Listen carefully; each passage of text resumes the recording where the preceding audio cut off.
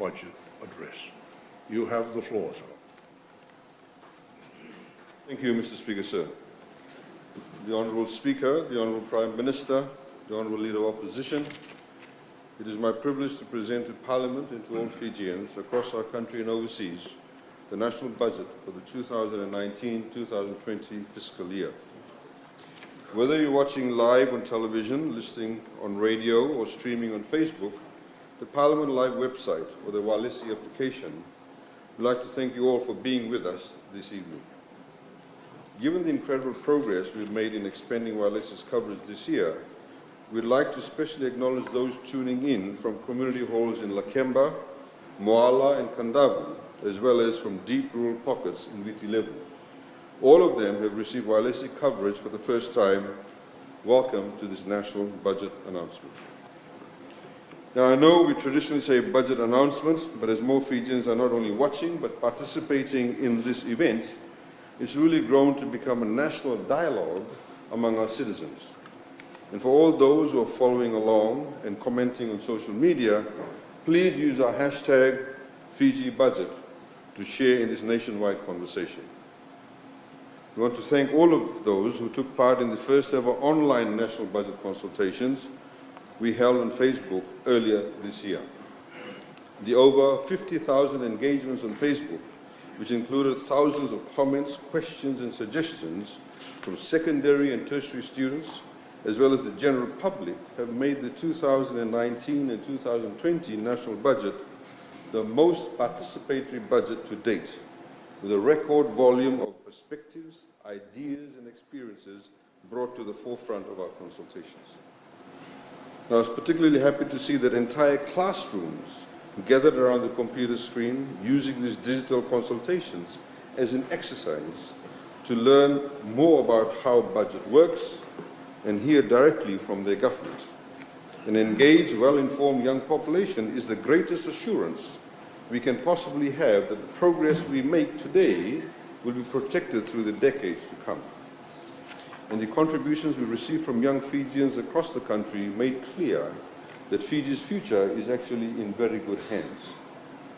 Mr. Speaker, sir, tonight we further the realization of a vision of empowerment, people-first policy-making, and innovative problem-solving, a vision that prioritizes the prosperity of our people today and protects the well-being of generations to come, a vision set out by our Honourable Prime Minister and set in motion by the responsible and practical management of our economy.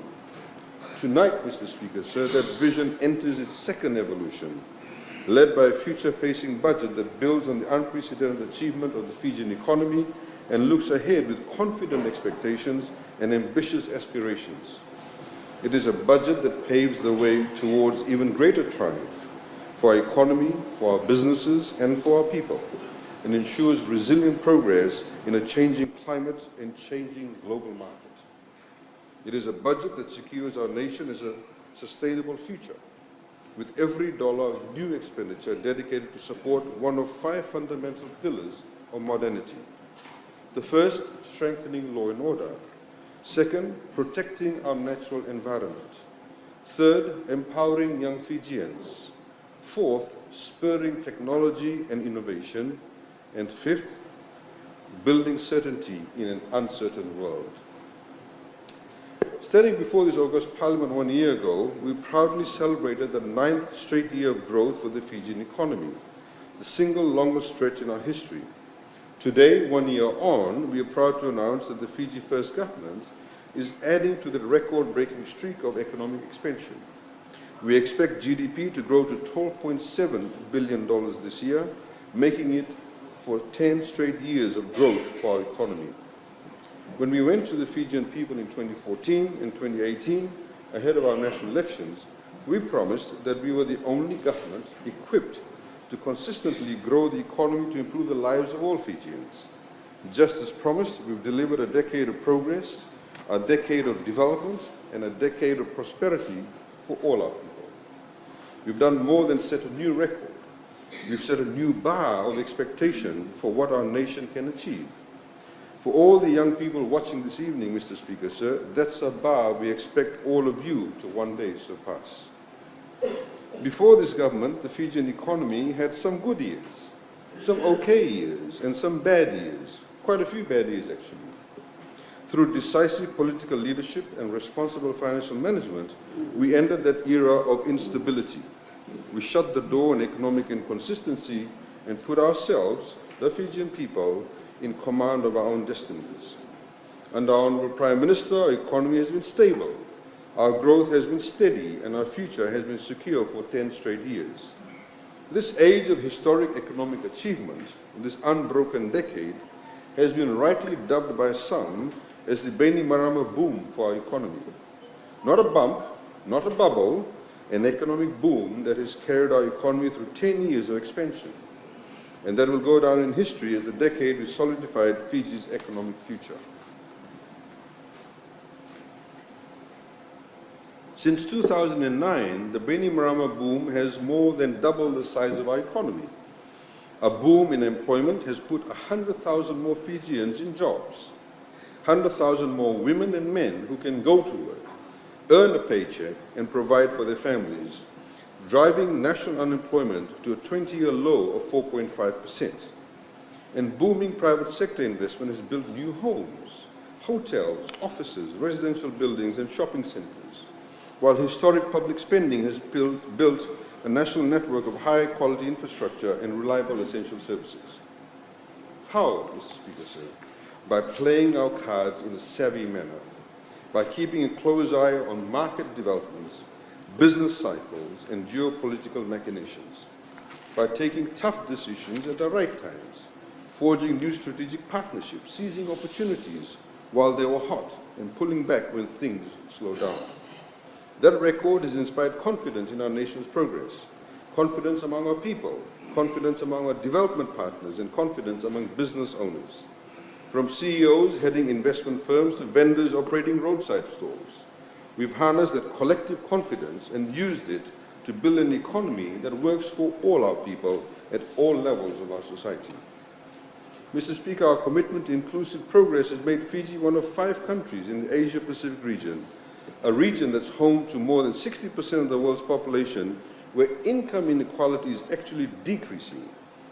In a global economy where far too often only the rich are getting richer, Fijian society is actually becoming more equal. The Beni Marama boom was a boom for ordinary men and women. Not only the wealthy and the privileged, it has uplifted dala farmers, as well as doctors, taxi drivers, as well as teachers, cashiers, as well as company owners. But our surging economy has done more than put money in our people's pockets, far more. It has funded an unprecedented wave of development across the country. It has dug boreholes in rural villages, giving more of our people access to clean drinking water. It has built health centers that have provided life-saving treatments to our people in times of emergencies. It has paid the school fees of tens of thousands of Fijian children, and has built faith among our people and among the world that Fiji is headed in the right direction. That faith, Mr. Speaker, sir, takes many forms. It is the faith held by a Fijian factory worker that her daughter could one day lead the same company she works for today. It is the faith held by investors that Fiji is where the investment will see the biggest returns, and that the Fijian people are capable of building their businesses. And it is the faith held by every Fijian that they stand on firmly upon an unshakable foundation of political, civil, and socio-economic rights. And all those individuals share a collective faith in our nation's potential, faith that Fiji is a nation on the rise, faith that our country's best days are yet to be had. Mr. Speaker, sir, when it comes to national budgets, we sustain that faith in our future by making prudent and disciplined financial decisions. That means achieving balance, balancing expenditure against revenues, balancing investments against returns, balancing private sector funding against public sector spending, and balancing short-term needs against long-term aspirations. By managing those balances responsibly, we build confidence in the future, as that allows the government to adapt to unexpected circumstances. And as a nation with strong relationships with development partners, along with extreme climate vulnerabilities, that is all the more critical for Fiji. Mr. Speaker, sir, for decades, Fiji's adherence to long-term economic balance was sidelined by short-sighted economic management. As a result, back in 2006, the Bainimarama government inherited debt worth 53% of the then GDP. Now, with debt levels that high, you'd expect that those governments would have something to show for it. You would expect that debt to be accompanied by some serious investments in roads, bridges, jetties, ports and airports, education and other strategic investments. Mr. Speaker, these are the sorts of expenditures that fuel our nation's long-term productivity and GDP growth. But past governments weren't making the required levels of investment. They built up that debt and then simply took that money and blew it on short-term expenditures. They were borrowing money simply to cover their operating costs, to pay their own employees. Anyone who has a business to run can tell you that that's being called being in the red, and it's a sure sign you're headed for financial catastrophe. Mr. Speaker, sir, I saw a headline yesterday that I really couldn't believe. It read, and I quote, "Fiji opposition warns of economic collapse," unquote, with a photo of Honorable Sitiveni Rambuka. I thought for a minute that I was reading a newspaper from 1996. But no, it is a story run yesterday with Honorable Rambuka claiming that our nation today somehow faces an economic crisis. Mr. Speaker, you'd think Honorable Rambuka would know one thing or two about what a real economic crisis looks like, considering he led our nation straight into one when he crashed the National Bank of Fiji as Prime Minister. That reckless sabotage...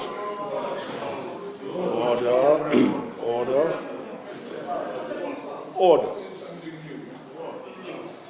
That reckless sabotage of the Fijian economy cost our people, in today's terms, $500 million. $500 million, Mr. Speaker, sir, thrown down the drain, never to be seen again. In his supposed warning, Honorable Rambuka went on to claim that government expenditure should be 20% of GDP and that revenue should be 15% of GDP. During his entire term as Prime Minister, his government came nowhere near to achieving those figures, with expenditures hitting highs of over 30% and average revenues of 25.6% of GDP. But his hypocrisy didn't end there. He then implied that the government should run a deficit of 5% in this GDP. 5%, Honourable Speaker.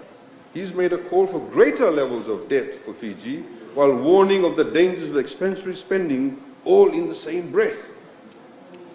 Honourable Speaker, Mr. Speaker, sir, Honourable Rambuka clearly hasn't taken any lessons from his own disastrous economic blunders that began the vicious cycle of Fiji's intergenerational debt. That's why it's relevant till today. Debt that was subsequently mismanaged and worsened by the government that followed, Mr. Speaker. Mr. Speaker, this government finally said enough was enough. Until this government finally brought fiscal discipline and prudent management to our economy. By the time the Bainimarama government took up the reins of our economy, Mr. Speaker, sir, we weren't only faced with a mess of government finances.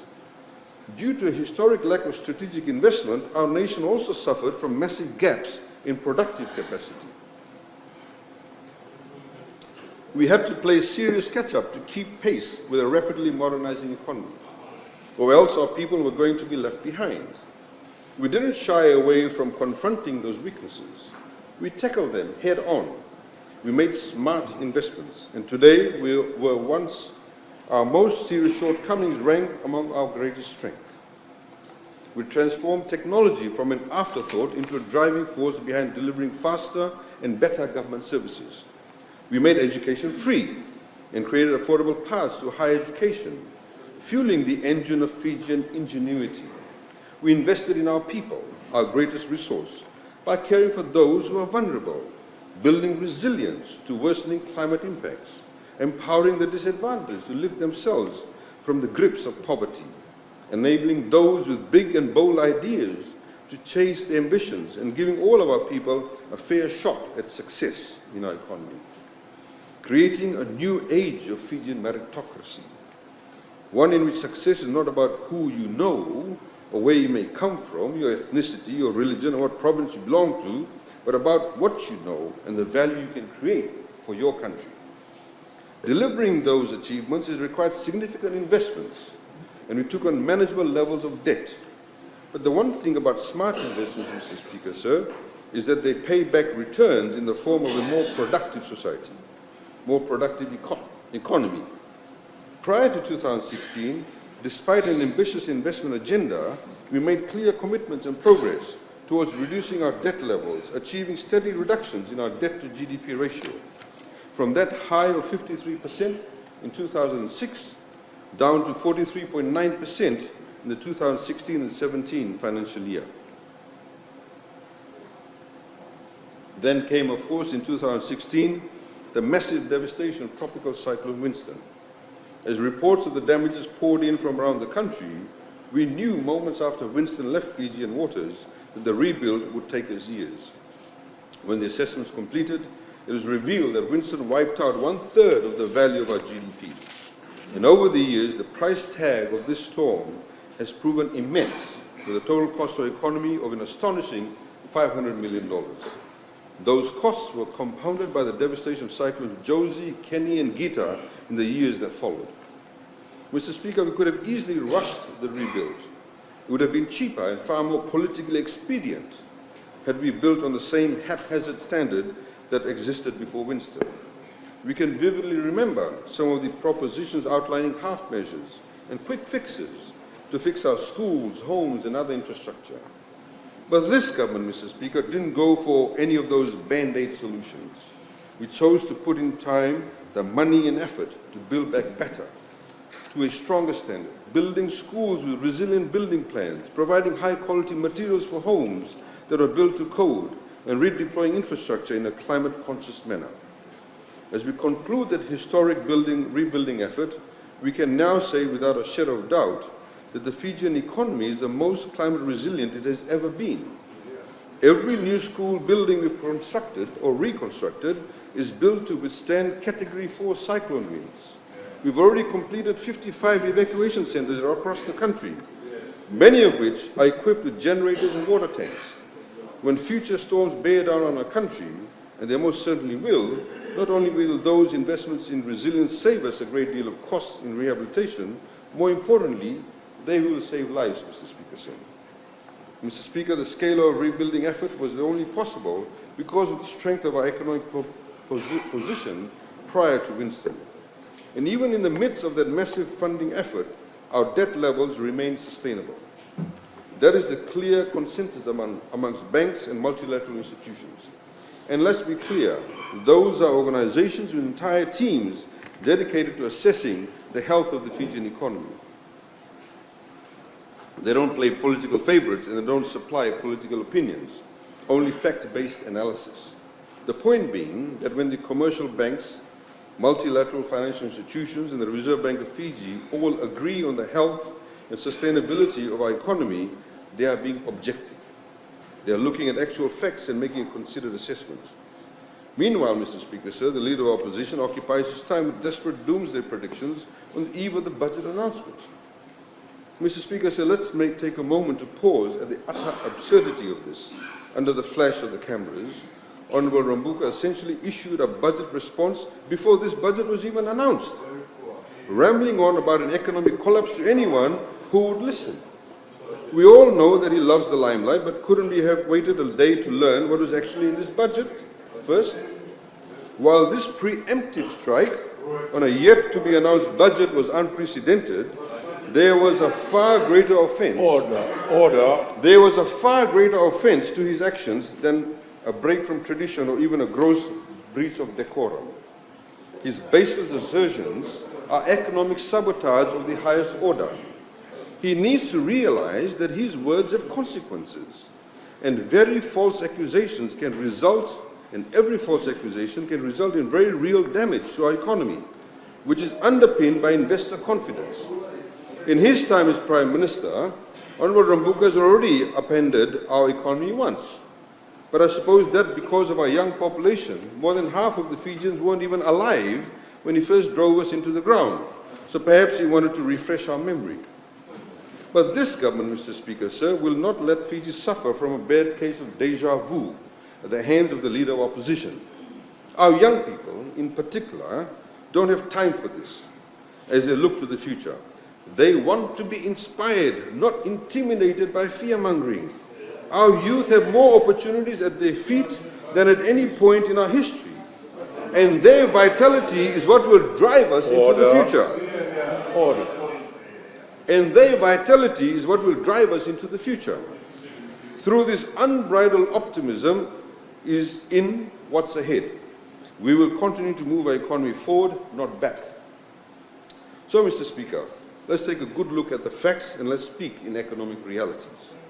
In the next financial year, we're looking at revenues of around $3.491 billion, with tax revenue passing the $3 billion threshold for the first time. And we'll be collecting that historic figure in tax revenue without raising VAT, without increasing corporate taxes, and without increasing personal income tax. Order. You heard that right, Mr. Speaker, sir. In a growing Fijian economy with growing incomes, we're not raising VAT. We're not raising income tax. We're not raising corporate taxes. Mr. Speaker, it took over 35 years for tax revenues to reach $1 billion, Mr. Speaker, sir, since independence. And it took another 10 years after that to reach $2 billion. But it took this government only 5 years to go from $2 billion to $3 billion in tax revenue, all the while steadily decreasing the tax burdens faced by ordinary people. VAT is down from 15% to 9%. Families who make under $30,000 a year have been freed from paying income tax entirely. Small businesses have been exempted from paying ECAL. Instead, we made some simple and savvy changes to improve tax compliance and close loopholes that once allowed countless millions to pour out of our country. Now, instead of that money leaking out of Fiji, is helping fund a nationwide network of social safety, educating our children, and drive forward an agenda of empowerment through the life-changing new developments that are the hallmarks of this government. Mr. Speaker, now that the vast majority of cyclone rehabilitation has ended, we can sustainably shift our economy back into the path of fiscal consolidation, a commitment first announced by this government back in 2017. Projected expenditure for the year is down to $3.84 billion, reflecting a lower deficit of 2.7% of GDP, down from 4.4% in 2017 and 2018, and 3.4% in 2018 and 2019. With a GDP of $12.7 billion and a debt of $5.98 billion, our debt to GDP is projected at 47.1% of GDP. Meaning, Mr. Speaker, sir, our debt to GDP ratio is 6 percentage points lower than 2006. As of this month, Mr. Speaker, sir, our foreign reserve levels are around $1.92 billion, equal to 4.2 months of coverage for retained imports of goods and non-factor services. Current inflation stands at 2.1%. One does not need an economics degree, Mr. Speaker, sir, to recognize that progress for what it is. Even someone with a pedestrian knowledge of finance and economics will tell you, or rather have to admit, that is indisputably responsible financial management. Mr. Speaker, there's a reason why we're building up our fiscal buffers to give ourselves greater financial leeway. The world's leading financial institutions, economists, and the NGOs are warning that economies around the globe are facing down a period of great uncertainty. But one trend is clear. Global growth is softening. Just this week, in its June report titled Heightened Tensions, Subdued Investment, the World Bank attributes a dampening in global growth prospects to a further escalation of trade disputes between the world's largest economies, renewed financial turmoil in emerging and developing economies, and more abrupt deceleration of economic growth among major economies. Mr. Speaker, it's not hard to see how they arrived at the conclusion. A single tweet from the President of the United States threatening war with Iran can send shockwaves through the international oil market. A test missile fired by North Korea can send ripples through the Nikkei index. Every time the United Kingdom holds a new Brexit vote, traders around the world await the outcome with bated breath. And the ongoing international trade war ignited by the Trump administration is being fought on many fronts, from China to the EU to Mexico, with the new tariff making headlines with head-spinning regularity. The International Monetary Fund forecast for global growth in 2019 stands at 3.3%, down from 3.7% last year. But that slowdown, Mr. Speaker, won't impact all nations equally. Some economies are proving more resilient. The growth of emerging economies such as India, Vietnam, and China are all projected to steadily chug ahead. The drop in global growth is mostly due to slowing growth among developed economies, whose growth is decreasing from 2.2% in 2018 to 1.8% this year. That includes all of Fiji's major trading partners, the United States of America, the Eurozone, Japan, Australia, and New Zealand, whose growth is forecast to be lower than earlier projected.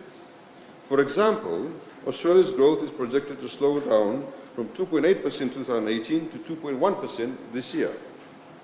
Meanwhile, growth in emerging economies will see a much more modest drop of a mere 0.1%. And currently, economists are cautiously optimistic that the growth of world economy will recover by 2020. And those projections come despite a continuing drop in growth among the developed economies. Stronger growth among emerging economies of 4.8% in 2020 is projected to single-handedly lift the global growth rate back up to an average of 3.6%. Given these projections, we're positioning the Fijian economy to do more than add to our record-breaking stretch of economic success.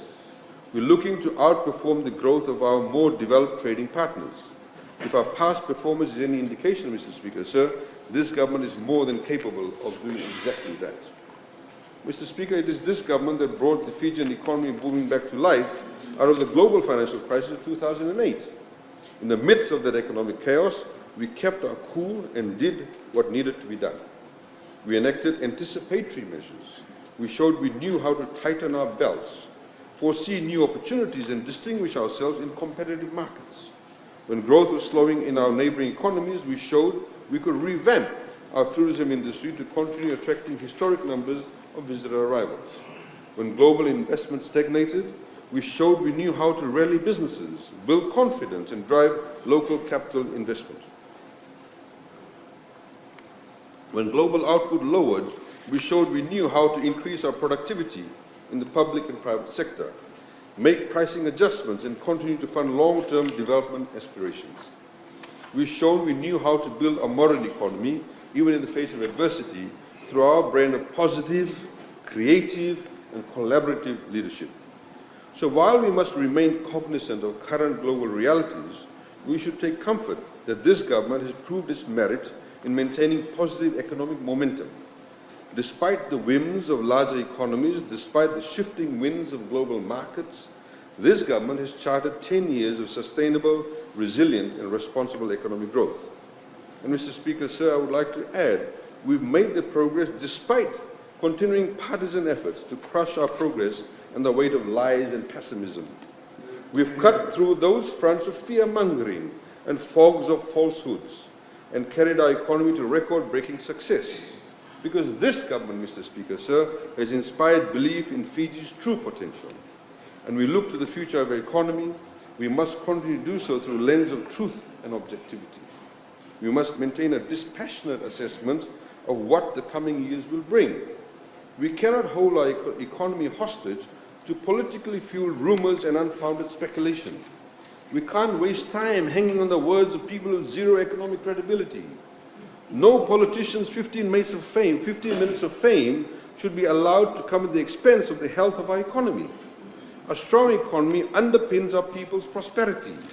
A strong economy helps keep the lights on, keeps the tap flowing, and sustains our people's livelihoods. And when we speak about the economy, we need to adhere to a level of intellectual rigor. There's no room for shallow social media speculation. We need hard facts. We need objective analysis.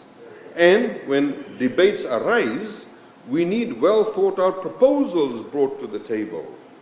At the very least, as members of the opposition, one owes the Fijian people with a responsible and considered alternative way of doing things. Our people deserve that much, at least, because when we talk about the economy, it is their well-being that is the subject of discussion.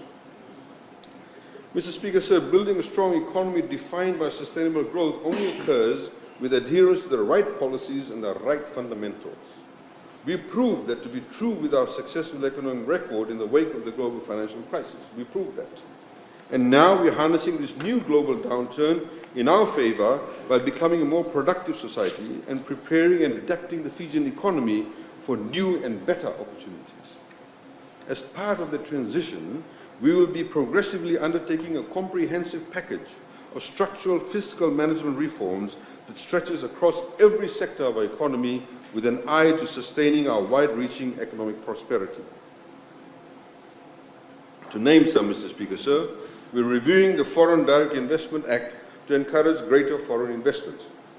We're reforming our state-owned enterprises and public enterprises to make them more customer-oriented, profitable, and efficient. Just last week, we announced a reform of our secure transaction framework and the launch of the Personal Property Securities Registry, which makes it easier for our people to use their assets as collateral to secure loans.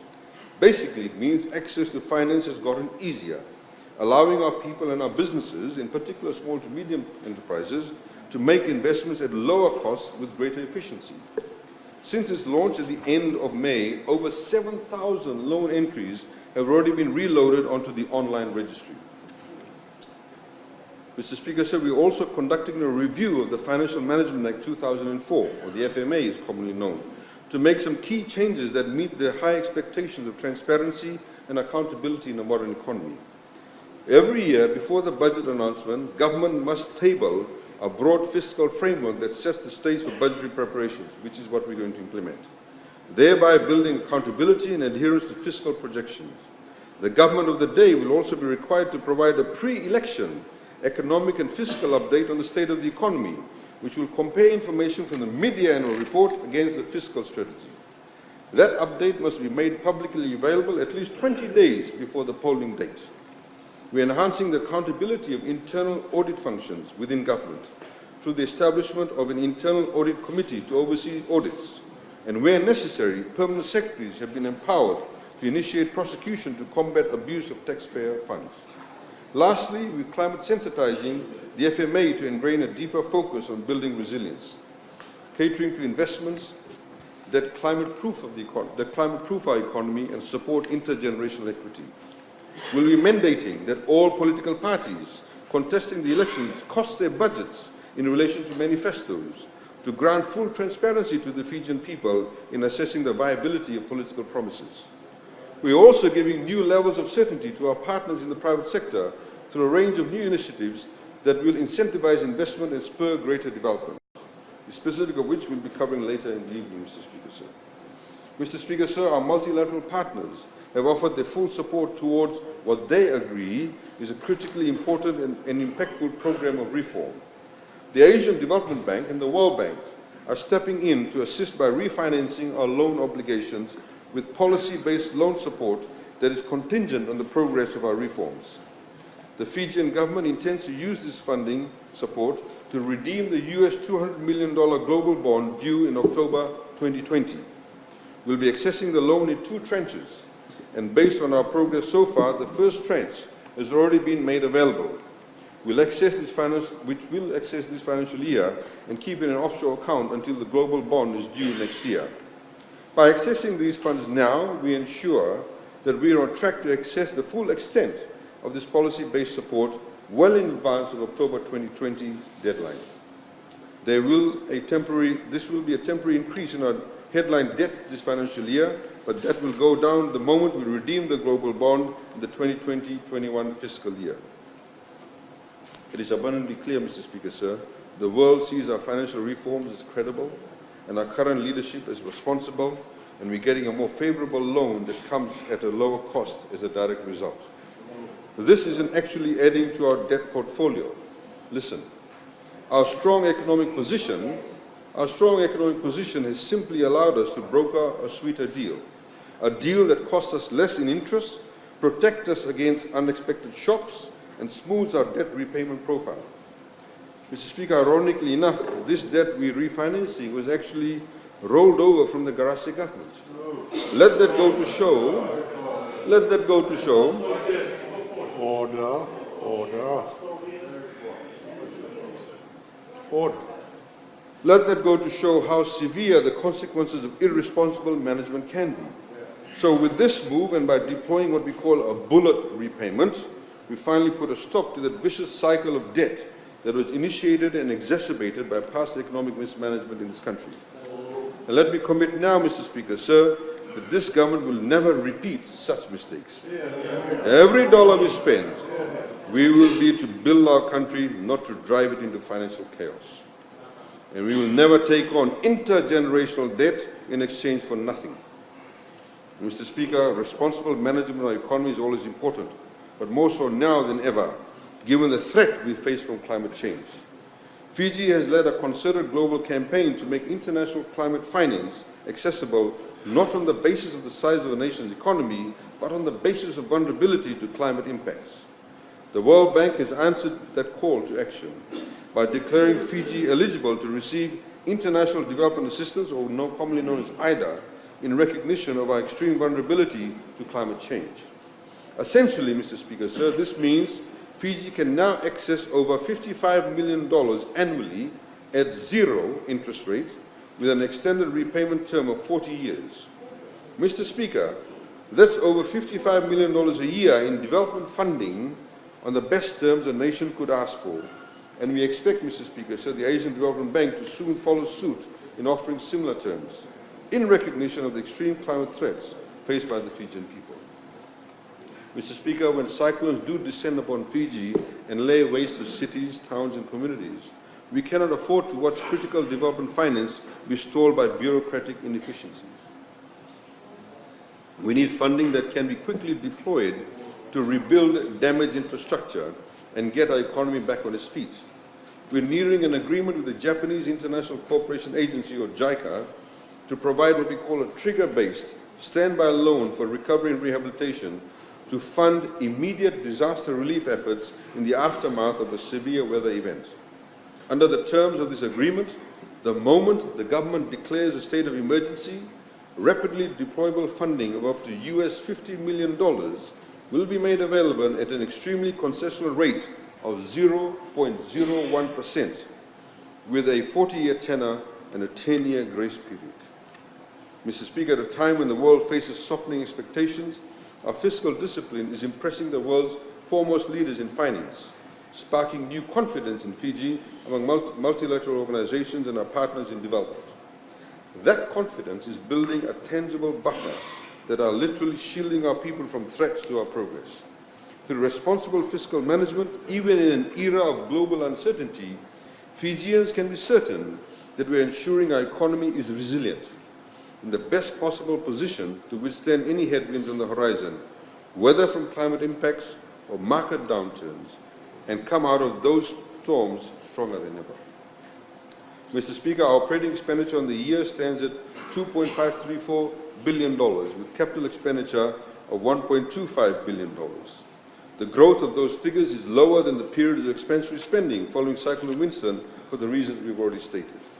But our agendas to improve our people's health, build a knowledge-based society, develop new networks of infrastructure, access the digital age, care for those who are vulnerable, and modernize our nation will all push forward with the same relentless ambition we've driven from day one. Growth in expenditures is down, but so are leakages and waste. We're offering new incentives that trust businesses and taxpayers to spend their own money by incentivizing them to make strategic investments.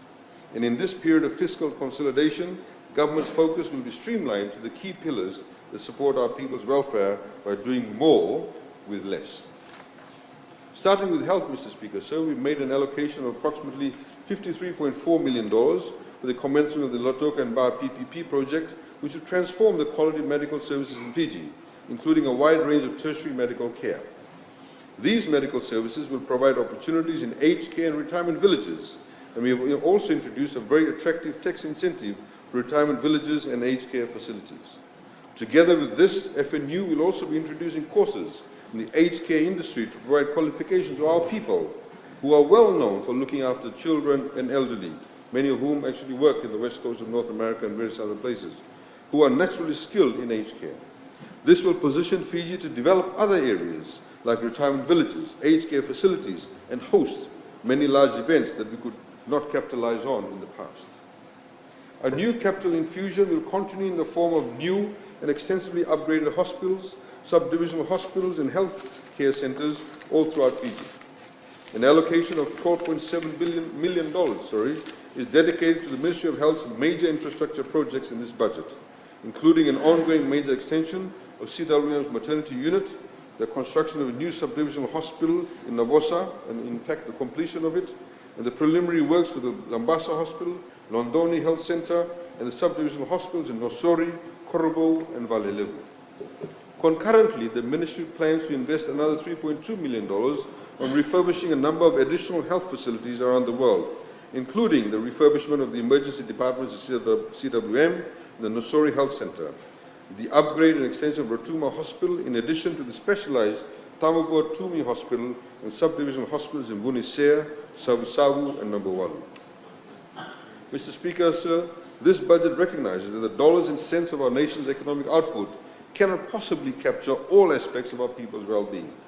More important than any financial assessment is how secure Fijians feel in their homes and when they go about their businesses. Every Fijian deserves to hold absolute confidence that they are safe, their families are safe, and if they ever do face a threat, the Fiji police force is committed and capable of translating their concerns into prioritized actions. This budget sets out a series of critical measures that ensure our police officers are properly trained and equipped to deliver world-class duty of care to Fijians in our cities, our towns, and the most rural and maritime communities across the country.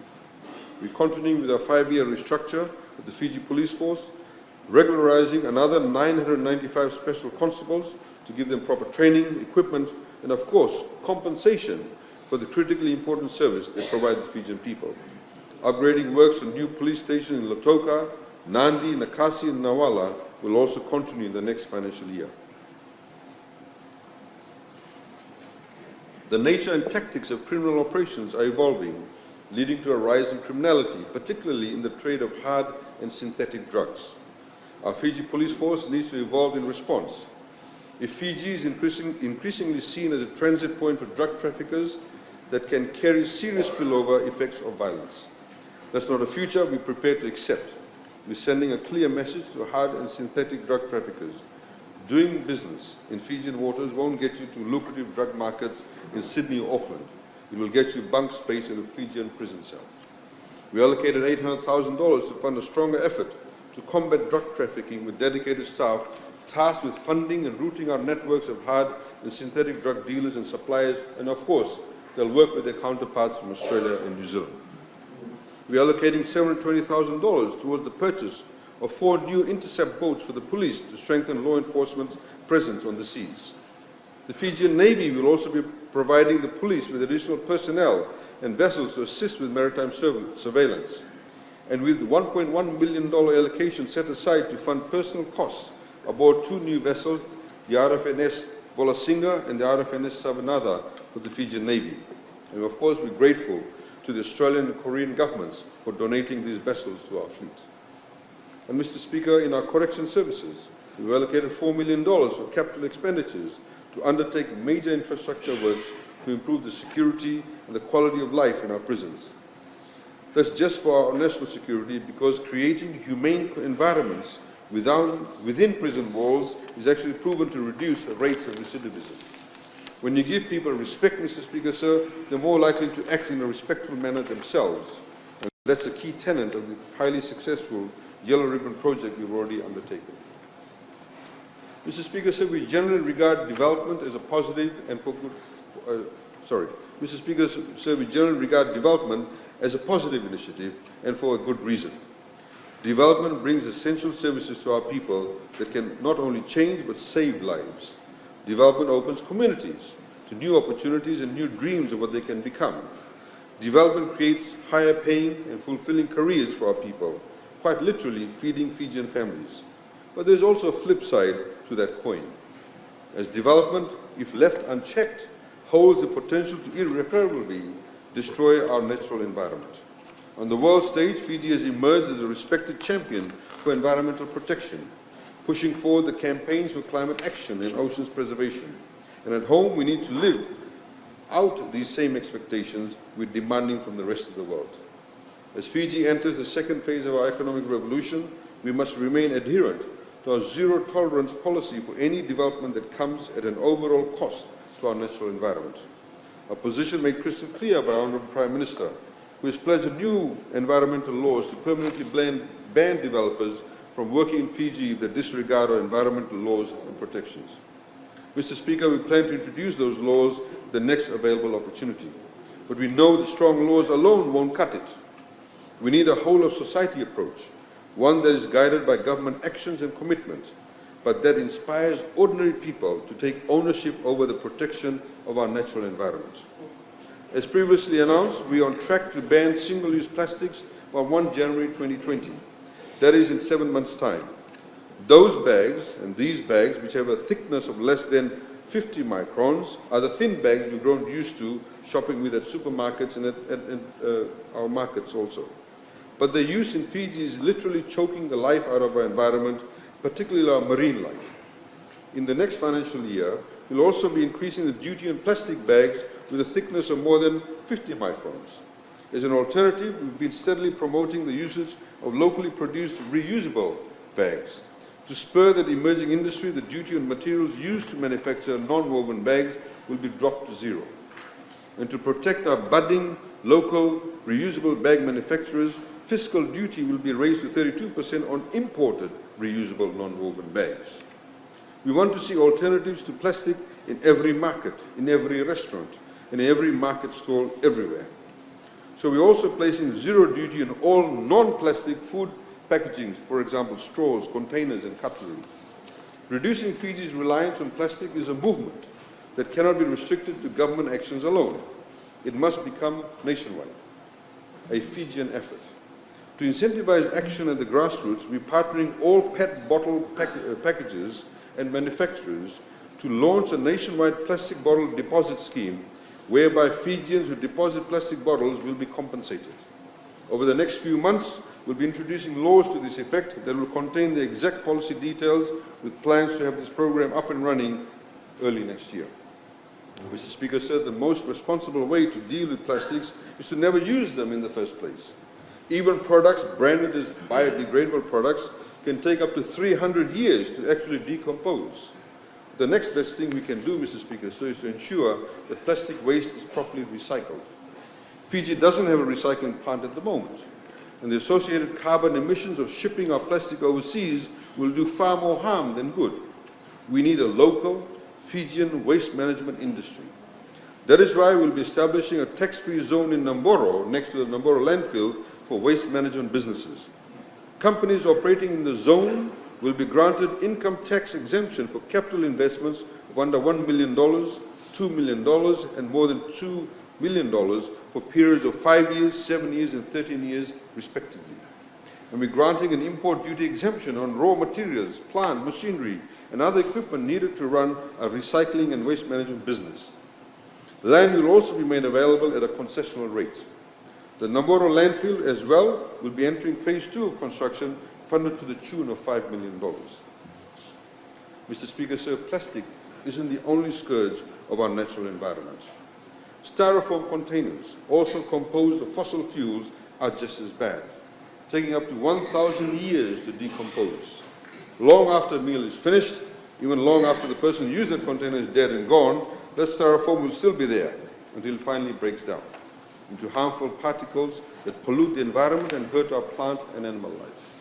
Tonight, we are announcing a complete phase-out of styrofoam containers by 1 Jan 2021. And we'll be carrying out a nationwide consultation and awareness campaign to give ample notice to restaurants, coffee shops, grocery stores, and convenience stores to prepare for the transition.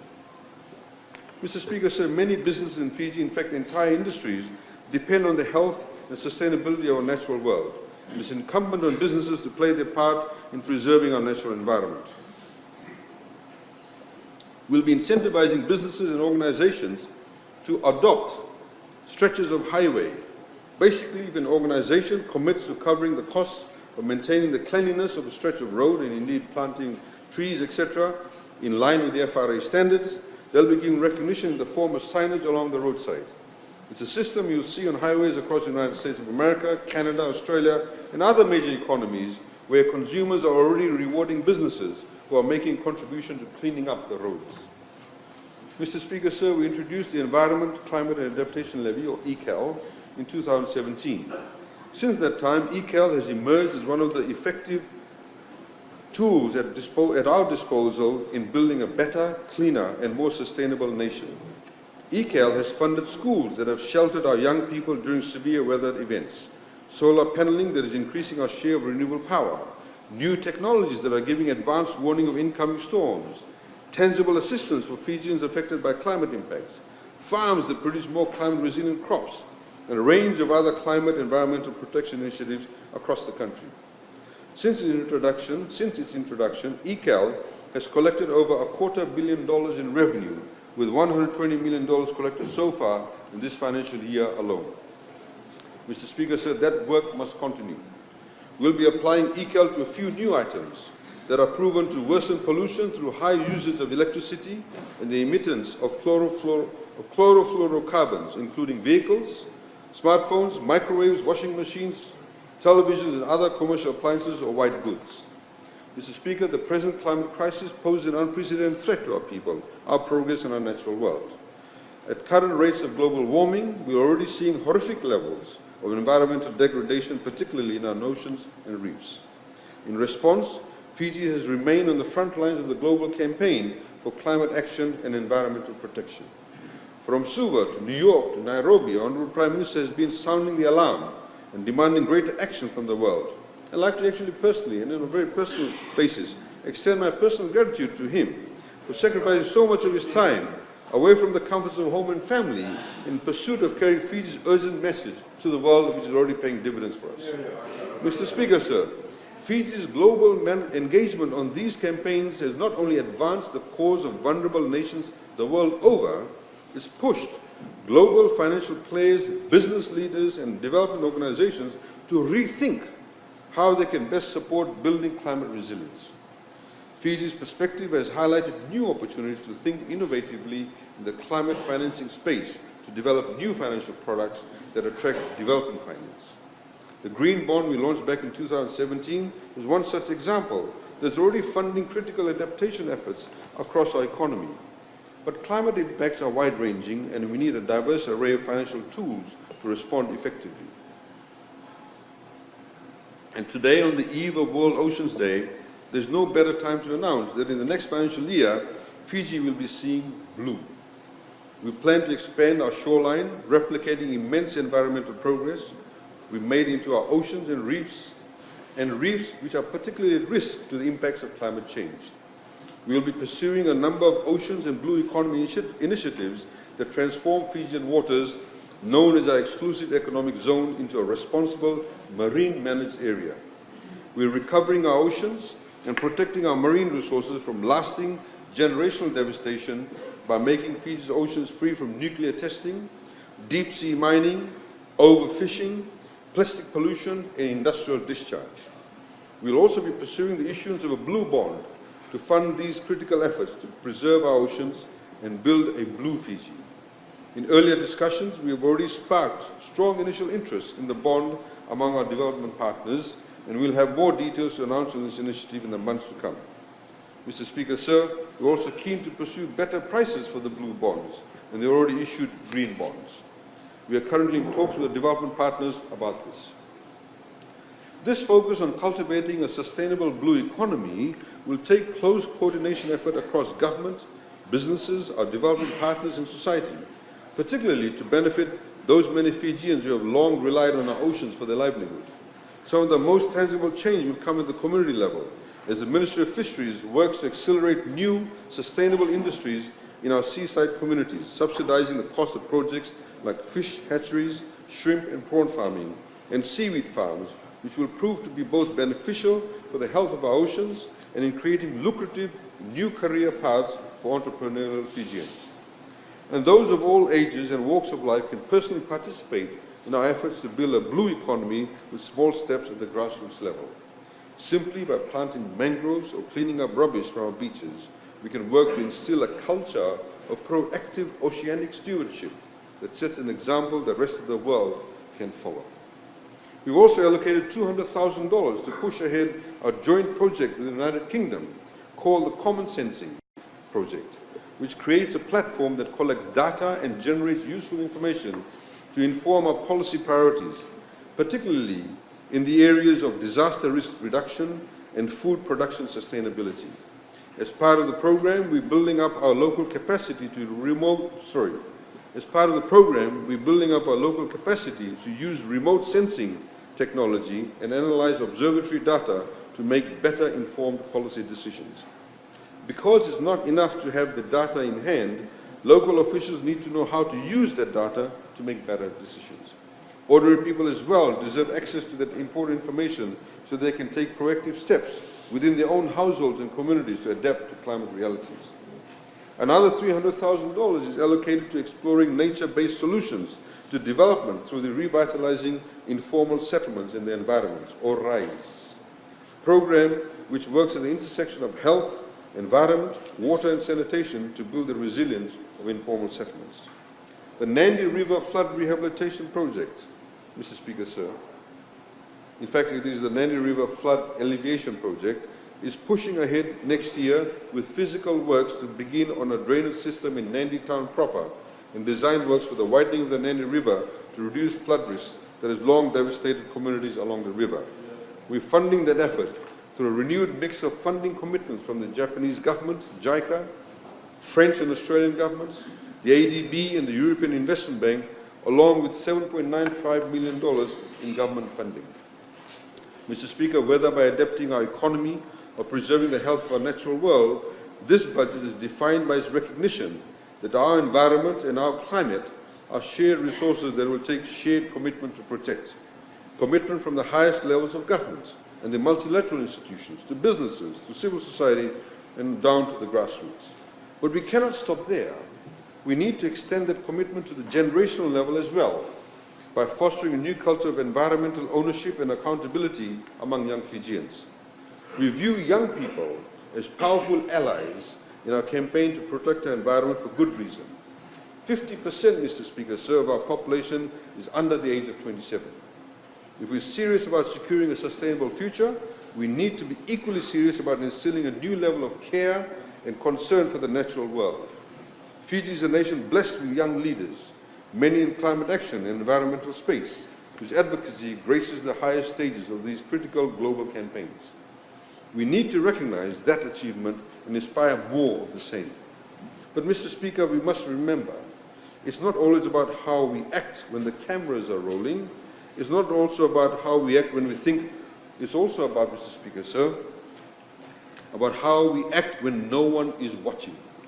It is the choices we make day to day, big and small, that ultimately have the greatest impact on our natural world. Mr. Speaker, we're supporting a new level of commitment in environmental stewardship. Firstly, by launching a national gardening competition in all Fijian schools, where many of us, when we were growing up, we may remember school gardens as the pride of many a student body. Many school campuses were home to the humbling and comforting presence of beautiful manicured gardens, made possible by the effort of committed students and school staff. Mr. Speaker, sir, we are sad to say that many of those school gardens have since dilapidated into ruin. The commitment to gardening has also but disappeared, and our schools and our nation are worse off as a result. We are working to reinstill that culture, Mr. Speaker, sir, by rewarding school communities who go through the extra mile in caring for the school gardens, which in essence are small celebrations of our natural world. There will be a competition. Tending a garden teaches us that natural beauty isn't something that can be taken for granted. Nature must be cared for and cultivated. Through this competition, that is the lesson of lifelong value we'll be introducing to our students' education. Mr. Speaker, sir, we're using that same model to inspire environmental protection on societal level as well, by holding a national competition that awards Fijian communities that demonstrate the strongest commitment to cleanliness, tidiness, and the health of the natural world. We're launching this competition for a simple reason. We recognize that environmental laws are only as good as society's commitment to seeing them enforced. They can't depend entirely on authorities clamping down on ordinary people. They need to be enforced by everyone, everywhere, all the time. They need to be enforced by young people who tell their friends, don't be careless, have some respect and use a rubbish bin. They're enforced by mothers at the fish market who say, we won't buy the mud crab, it's too small. Or consumers at the grocery store who say, I know that company cares about sustainability and I'm going to show my support by buying their products. These small actions and daily decisions, Mr. Speaker, sir, are how we change the society for the better. Those little everyday commitments shape the way we think and inspire others to follow our leads. Taken together, that builds societal momentum that shifts mentalities more powerfully than a single policy ever could. And there is perhaps no place where that grassroots environmentalism is more evident than within the Ministry of Forests, which has recently spearheaded what is undoubtedly the most ambitious project in its history, the 4 million trees in 4 years initiative. Launched by His Excellency our President, this monumental movement aims to reforest our nation, beautify our communities, and make the Fijian economy as a whole more carbon neutral by offsetting our emissions. Samplings have already been planted all throughout Fiji with young school children, international rugby stars, world leaders, and even the Secretary General of the United Nations taking part. This work is naturally complemented by the Ministry's work to grow indigenous species and create a more sustainable forest industry with assistance from the World Bank through REDD+, a program that will aggressively work to curb environmental degradation and preserve Fiji's delicate forest ecosystem. Our work with our development partners have obviously been critical in carrying this agenda forward. To streamline our global engagement, we'll be scaling back and stepping up in a few areas. We'll be closing our embassies in Brazil and Ethiopia and expanding our presence in India with a $500,000 allocation to establish a new trade commission. Fiji's capability to host prestigious regional and international events has emerged as one of our most powerful tools for our engagement with the rest of the world. And in 2020, we'll be bringing another major global gathering, the World Exchange Congress, to Fiji, the first time such an event is coming to the Pacific.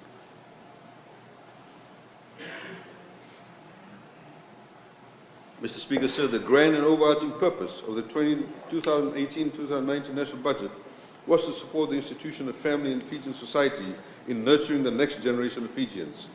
It is a budget designed to set up our young people and young families with greater prosperity in a growing economy.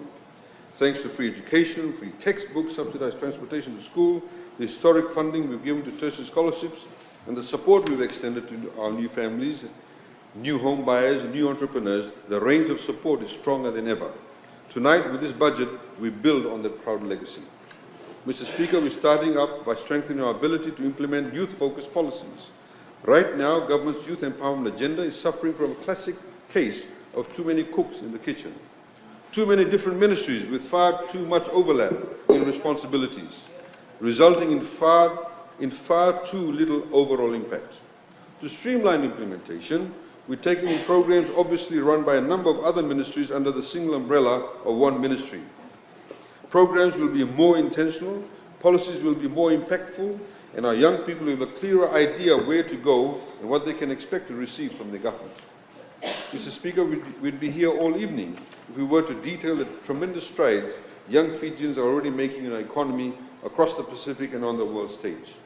The immense human capital of Fiji's young people was on full display during the Asian Development Bank annual meeting during our first ever 30 Under 30 event. There we honored 30 exceptional young Fijians who have marked impressive achievements across a wide range of fields and industries. When we celebrate youth achievement, we show young people that their hard work and achievement means a great deal to the nation. And that is why we're giving $200,000 to introduce the National Youth Awards in Fiji, uniting ministries and departments into one government-wide effort to give deserved recognition to high-achieving young Fijians. From agriculture to athletics to social work, entrepreneurship, technology and innovation, these awards will spotlight the potential of young Fijians to their friends, family, their nation, and of course to the rest of the world. We'll also be continuing the YES program with a funding of $500,000, awarding grants that now amount up to $30,000 per person. And I'm sure we'll see many of these recipients competing in our National Youth Awards event. Mr. Speaker, sir, we're allocating $4 million for overseas sporting tours, with $650,000 going towards our 15th site to fund preparations for the World Rugby Cup this October, $2.1 million which will go towards our men's and women's rugby sevens team, Of course, our Fiji Airways Flying Fijians just secured automatic qualification for those Olympic Games following their fourth World Series title in Paris last weekend. And of course, I speak for everybody. I'd like to congratulate Coach Gareth Baber and the boys in the incredible finale to a thrilling feat. Mr. Speaker, sir, in respect of that, to get more private sector participation, the threshold to qualify for 150% tax deductions for corporates who sponsor sports teams would be lowered from $50,000 to $10,000. We're also introducing a new program of cadetship for incoming civil servants, which will be spearheaded by the Ministry of Civil Service. The cadetship will give top graduates a holistic look at how the civil service functions as they rotate through various ministries to learn how they work together to advance the government's agenda. Once rolled out, it will be one of the most dynamic employment opportunities offered in the country, as participants will get an unprecedented view of the public sector before settling on a career path at the intersection of their professional interests and the nation's needs. Allocations for school meal allowances at government schools are going up for all government schools to top up to $6 per meal. We'll also be rolling out special courses on public speaking and communications in partnership with various international organizations focused on student leadership development in years 12 and 13. That effort, combined with $15,000 allocation to strengthen social leadership training, is designed to cultivate a new generation of Fijian leaders. Not by selectively picking favorites or giving extra attention to those who can afford it, but by giving every Fijian student equal access to the resources and training that build strong leadership qualities. Following the announcement of our all-star lineup to the FNU Council, we are allocating $6.9 million to move technical colleges to the Fijian National University in line with our vision of establishing FNU as a world-class institution. A vision which will become abundantly clear to our young people as they witness a transformation across FNU campuses in the years ahead. Following the historic investment towards TELS in the past two budgets, we are making an important change to the program to reduce class sizes for our students' benefit. Essentially, if an area of study is offered or a course is offered where an incoming student currently resides, that student will be required to study where they live and attend classes at that nearby campus. Some students have been abusing the current system, relocating themselves to new cities to pursue degrees that are available at their own local campuses, with taxpayer funds going to support their room, board, and meal allocation. We won't tolerate taxpayers' hard-earned money funding for those unnecessary expenses any longer. Mr. Speaker, sir, we're taking a hard look at the pathways towards higher education and taking some key steps to ensure students are entering higher education on a level playing field. We're checking that no one is cutting corners or getting preferential treatment in order to ensure that everyone gets a fair shot at success. As we all know, students need to earn a certain number of marks to pass year 13. Unfortunately, some universities are bending the rules in order to fill their own coffers, allowing students who have actually failed year 13 to do degree courses. That practice will no longer be allowed. To attend university, students need to have earned the necessary marks to pass year 13 fair and square. Mr. Speaker, we've also seen some concerning outcomes among students who opt for what we call foundation year rather than completing year 13. On paper, these students are doing extremely well, and many go on to be awarded Topper Scholarship. In reality, the course offerings during the foundation year don't match the rigor of year 13 classes and exams. A lot of parents know that, and those with extra money are happily paying for their child students inflated marks during the foundation year, paying for them to go to foundation year to get inflated marks. And obviously, they become toppers. It's a classic case of the haves getting by easier than the have-nots. We've been left out with little choice other than disqualifying students who opt for the foundation year from receiving Topper scholarships. We'll also no longer be allowing students who study in USP's technical colleges to fund their education through TELS, given the current program's exclusionary policy of not permitting the cross-transfer of credits to and from other universities, and within the university from certificate to diplomas. However, we'll continue to fund FNU technical colleges through TELS, as they do allow for cross-transfers. We'll also strengthen the vocational focus and specialization of FNU. Mr. Speaker, sir, this government's financial support towards expanding access to high-quality education is unrivaled, as is our commitment to leveling the playing field across Fijian society. We won't hesitate to make the hard decisions that keep our students on equal footing. Otherwise, our historic educational investments will all have been for nothing. In the next financial year, Mr. Speaker, sir, over $800 million will go towards the education sector, continuing our landmark policies of free education, free textbooks, and subsidized transportation to school. Those funds will come with a new lens of scrutiny, I should say, to keep schools and staff more accountable to the Fijian taxpayer. For teachers, we'll be working with our universities on curriculum and assessments that raise the general standards for those entering the teaching profession. Teaching can no longer be seen as a default career option. It must be respected as a passionate professional undertaking for all levels of education. Particularly for early childhood and primary education, teachers need to possess the right qualifications.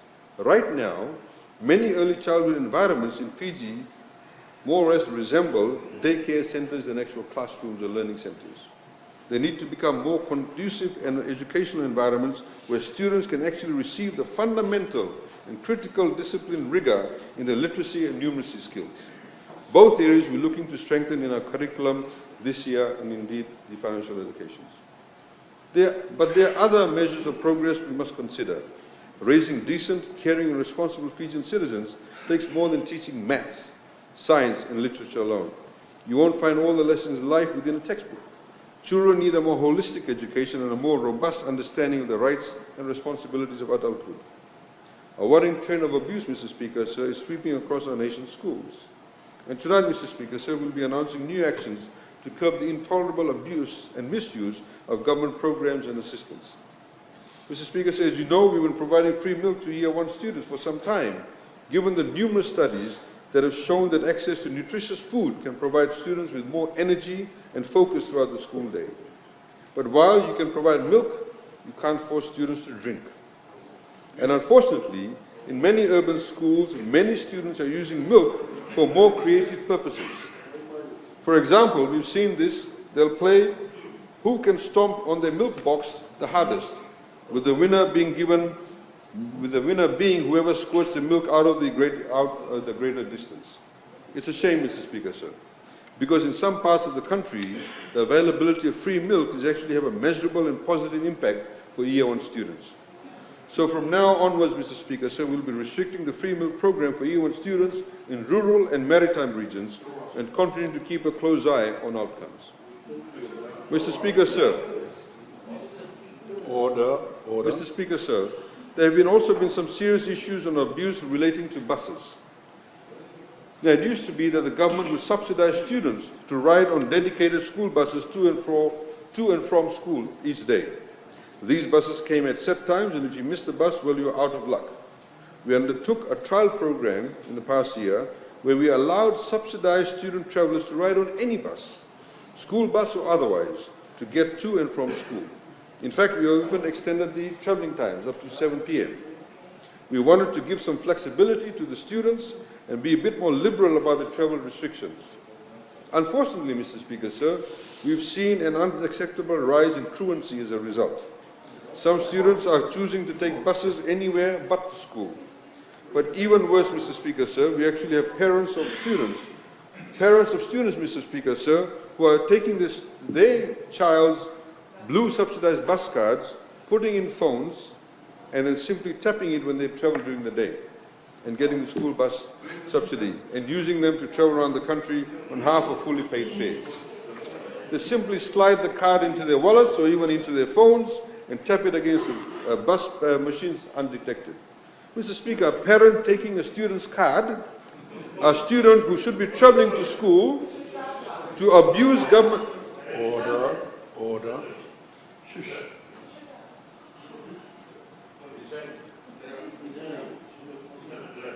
Mr. Speaker, sir, a parent taking a student's card, a student should be traveling to school to abuse government assistance, is a level of immorality that we frankly could not predict. And we will be firmly closing that loophole by again restricting travel for subsidized students to the dedicated school buses and no longer allowing students to travel after 4:30 p.m. on the subsidized rates. Mr. Speaker, when we tolerate abuse... Order. Mr. Speaker, sir, when we tolerate abuse, we not only do a disservice to our nation, and to those who actually deserve our help, we do a disservice to the abusers themselves, especially when they are young people. When someone spends their childhood getting away with disrespecting the law, they become adults who are comfortable breaking rules on a regular basis. Our nation bears the brunt of those mentalities all the time. We have grown adult children who haven't seen their parents for decades, flying in from overseas to cash social welfare checks the moment their mum or dad passes away, in particular through the insurance program that we very generously put in place. As we know that now all social welfare recipients have an insurance policy in place. Those checks, of course, are intended for dependents, not estranged family members living comfortably overseas. We have people elbowing their way to the front of the cyclone assistance queues when in reality their properties didn't even suffer a scratch. Those who break our laws in those manners shouldn't kid themselves into thinking no one is watching. And I'm not talking about the police, Mr. Speaker, sir. I'm talking about the children, their nieces and nephews, their little cousins, and the children with whom they share a community. They're watching what they're doing, and when they set that sort of example, we stick our nation in an endless cycle of abuse and disrespect.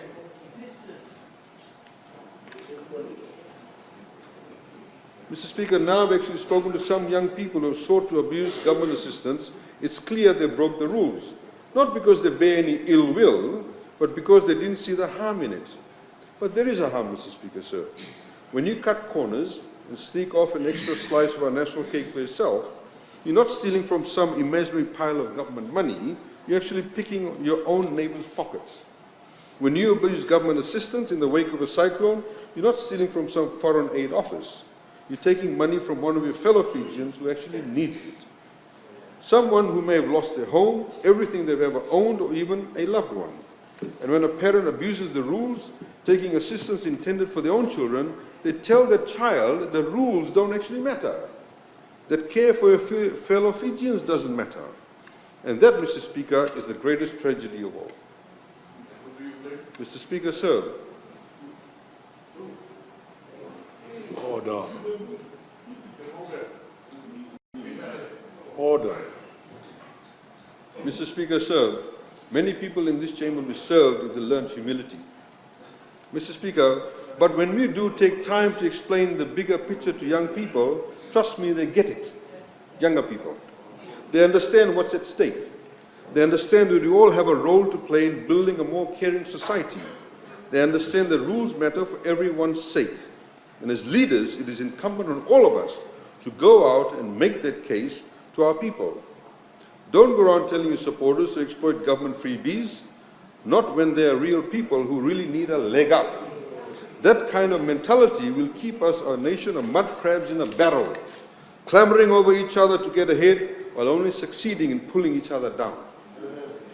As a society, we need to come to terms with this persistent culture of abuse that has nagged at the heels of our progress for generations. It is the strength of character of our young people that can rid us of this blight on our national character. Now I know, Mr. Speaker, sir, there are many people who think that others' bad behavior simply isn't their business. But that's not true. It may be uncomfortable to tell someone to stop littering, driving drunk, or abusing government programs, but it's certainly your business to do so. And among young Fijians, it is that level of commitment to rules-based society that will truly make or break our future. Morality is the real key to modernity, particularly given the range of new technological tools at our disposal. Maintaining respect, civility, and care for one another is more important than ever.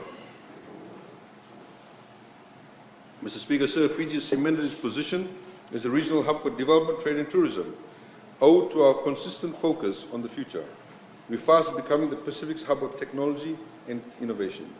Thanks to consistent and steady investments in our ICT infrastructure over the past decade, the costs of mobile coverage and broadband services in Fiji are some of the lowest in the world, while our mobile penetration extends across the entire country. Thanks to that sophisticated ICT foundation, Fiji no longer watches from the sidelines as the world speeds past us on the back of new technologies. We're actually in the game, and we're keeping pace, using new technologies to spur new industries, new innovations, and new imaginings of what our nation can become. The wirelessly mobile application launched last year, Mr. Speaker, sir, is now the most popular free entertainment app in the nation, with over 260,000 downloads as of this week. In fact, when we were playing the Sevens in London, there were 250,000 downloads that weekend alone. That's over 260,000 Fijians, Mr. Speaker, at this moment, who now have sports, entertainment, educational content, and the business of this August Parliament at their fingertips. And the app is only getting better. With Sky Pacific coming on board, Walesi will soon offer users access to another 25 channels. As a nation home to over 100 populated islands, we knew the nationwide rollout of Walesi was going to present some serious difficulties. But we didn't back down from that challenge. We're innovating on a daily basis to ensure that every Fijian, no matter where they may be, has full and equal access to Walesi services. Servicing our most isolated maritime communities cannot be achieved through traditional terrestrial networks. So we've instead opted for satellite technology. When that work is finished, a student attending school at the Mavana District School in Lau can access the same high-quality educational content on Walesi as a student at QVS. Mr. Speaker, so far, Walesi has established 16 free Wi-Fi hotspots across the country and covered 26 FNU campuses with high-speed wireless internet. Next, in partnership with the Ministry of Education, Walesi will be expanding those same high-quality internet services to schools. The industries our students will one day enter are rapidly embracing the digital revolution, and our students need to be ready to hit the ground running with a comprehensive understanding of the internet's productive potential. Now, I know some of us may be thinking the last thing our students need is a distraction of Wi-Fi and of Facebook in the classroom. We agree. But these Wi-Fi networks will be carefully regulated with firewalls and monitoring software that, combined with classroom enforcement, keep these networks tasked only for educational purposes. Mr. Speaker, in 2018, access into the Southern Cross cable was liberalized, allowing Fiji to join the network at a cost of $4,000 per STM1, which equated, Mr. Speaker, to a cost of $256,000 a month for a single 10 GB line. For Fijian consumers, this meant that the internet access came at a steep price, even with a maximum charge rate in place. It was a profitable business for Fintel, but the expenses made internet out of reach for many ordinary Fijians, widening our digital divide. Due to Fintel's reluctance to reduce rates, which would have allowed for better deals for Fijian consumers, the FCCC, which we asked to actually look into this, recently intervened to break down this monopolistic barrier and set new rates. This regulatory intervention has already led to massive reduction in lending charges for Fiji's telecommunication companies, which have witnessed a massive reduction from the $256,000 a monthly expense for one 10 gigabyte line, which has fallen to just $40,000 a month, equating to an average annual savings of $2.5 million that can be very easily passed on directly to Fijian consumers and businesses alike. To continue to build on our momentum in bridging the digital divide, the FCCC is also taking a hard look at the monopolistic power of the local fiber networks and is working towards liberalizing access for local fiber optic infrastructure. These regulatory decisions will lower the cost of doing business for our telecommunication service providers and ordinary businesses, enable competition in the retail end, and lead to higher quality, higher speed access to data, lower charges, and better product offerings for ordinary Fijian consumers. Mirroring this success story, the FCCC has also reviewed the country's mobile termination rates. Over the next 2 years, these fees will gradually reduce from 8 cents per minute to 5 cents per minute, making calling much more affordable for the ordinary Fijian. Similarly, the FCCC will be looking into the monopolistic position of Vodafone in regard to a national e-transport initiative, reviewing rates and charges with the goal of ensuring fair and efficient pricing for the commissions they charge to bus operators. The FCCC has proven its ability to enforce competition in its name, and with these bold moves, a more attractive and competitive landscape will undoubtedly spark new investment into the nation's ICT-oriented businesses. Mr. Speaker, technology already touches nearly everything we do in our day-to-day lives. From the cars we drive to the treatment we receive in hospitals, to the way we do business, technology gives us incredible new tools that can raise our standards of living to previously unimaginable levels. By its very nature, this digital revolution is advancing at an exponential rate. And through a $39 million allocation to a flagship initiative, Digital Fiji, we're keeping Fiji at the cutting edge of innovation in leveraging this wave of new advancements to our advantage, helping deliver better, faster and more efficient government services. In April of this year, our Honourable Prime Minister rolled out online birth registration services for babies born at CWM Hospital, a revolutionary new function of the digital Fiji app that massively expedites the process of registering a new baby. Using this app, new mothers and fathers can begin the birth registration process as soon as they decide the newborn child's name, be it from the hospital bed or the comfort of their own home. No endless queues, no endless headaches, just simple, user-friendly registration services, all the way up to booking an appointment to collect your baby's birth certificate. Next week, new mothers and fathers in Singatoka, Lautoka, Nandi and Ba will enjoy the same convenience of using the digital Fiji app for faster online birth registration. We hope the Honourable Prime Minister will be able to launch this next Thursday. By 5 July, this same service will be extended to the Northern Division, Savusavu, Lambasa and Tavuni, and by 9 August it will be rolled out to Rakiraki and Nosori. Digital Fiji will continue to spearhead our push towards the speed and efficiency of a cashless society by introducing electronic payment options across government services. That effort, combined with the surge of nationwide connectivity, will grant access to government services nearly everywhere in the country. From 14 June, Mr. Speaker, sir, online payment options will be available for current e-services such as birth registration and register of company services. As new services expand onto the digital Fiji platform, they'll also incorporate electronic payment options.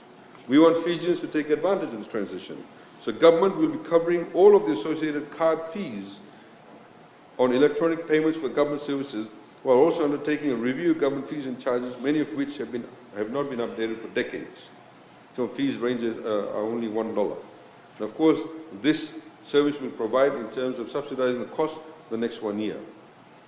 The government is also working on the transition from paper-based passports to the state-of-the-art e-passports with contactless chips that contain security features in compliance with International Civil Aviation Organization standards.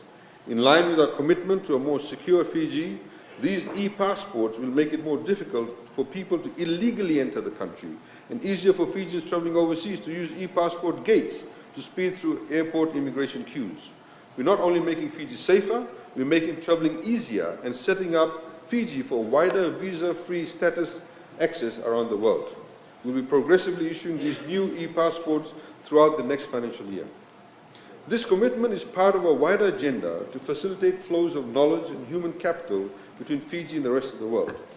Government will implement a number of reforms to our immigration and citizenship laws. These include the introduction of an expedited procedure for processing work permit applications.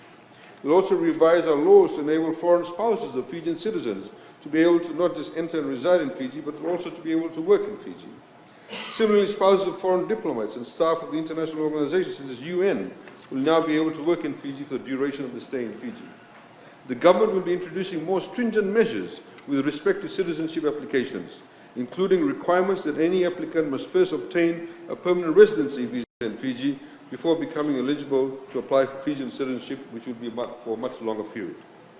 Currently, companies who hire expat workers are required to pay a refundable bond, which goes into a trust fund.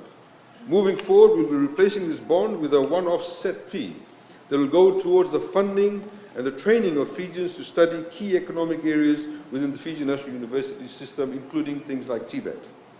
Following a comprehensive study in the Register of Companies, or ROC, or ROC, processes from the 14th of June 2019, the Digital Fiji app will allow anyone with a registered e-profile to 1.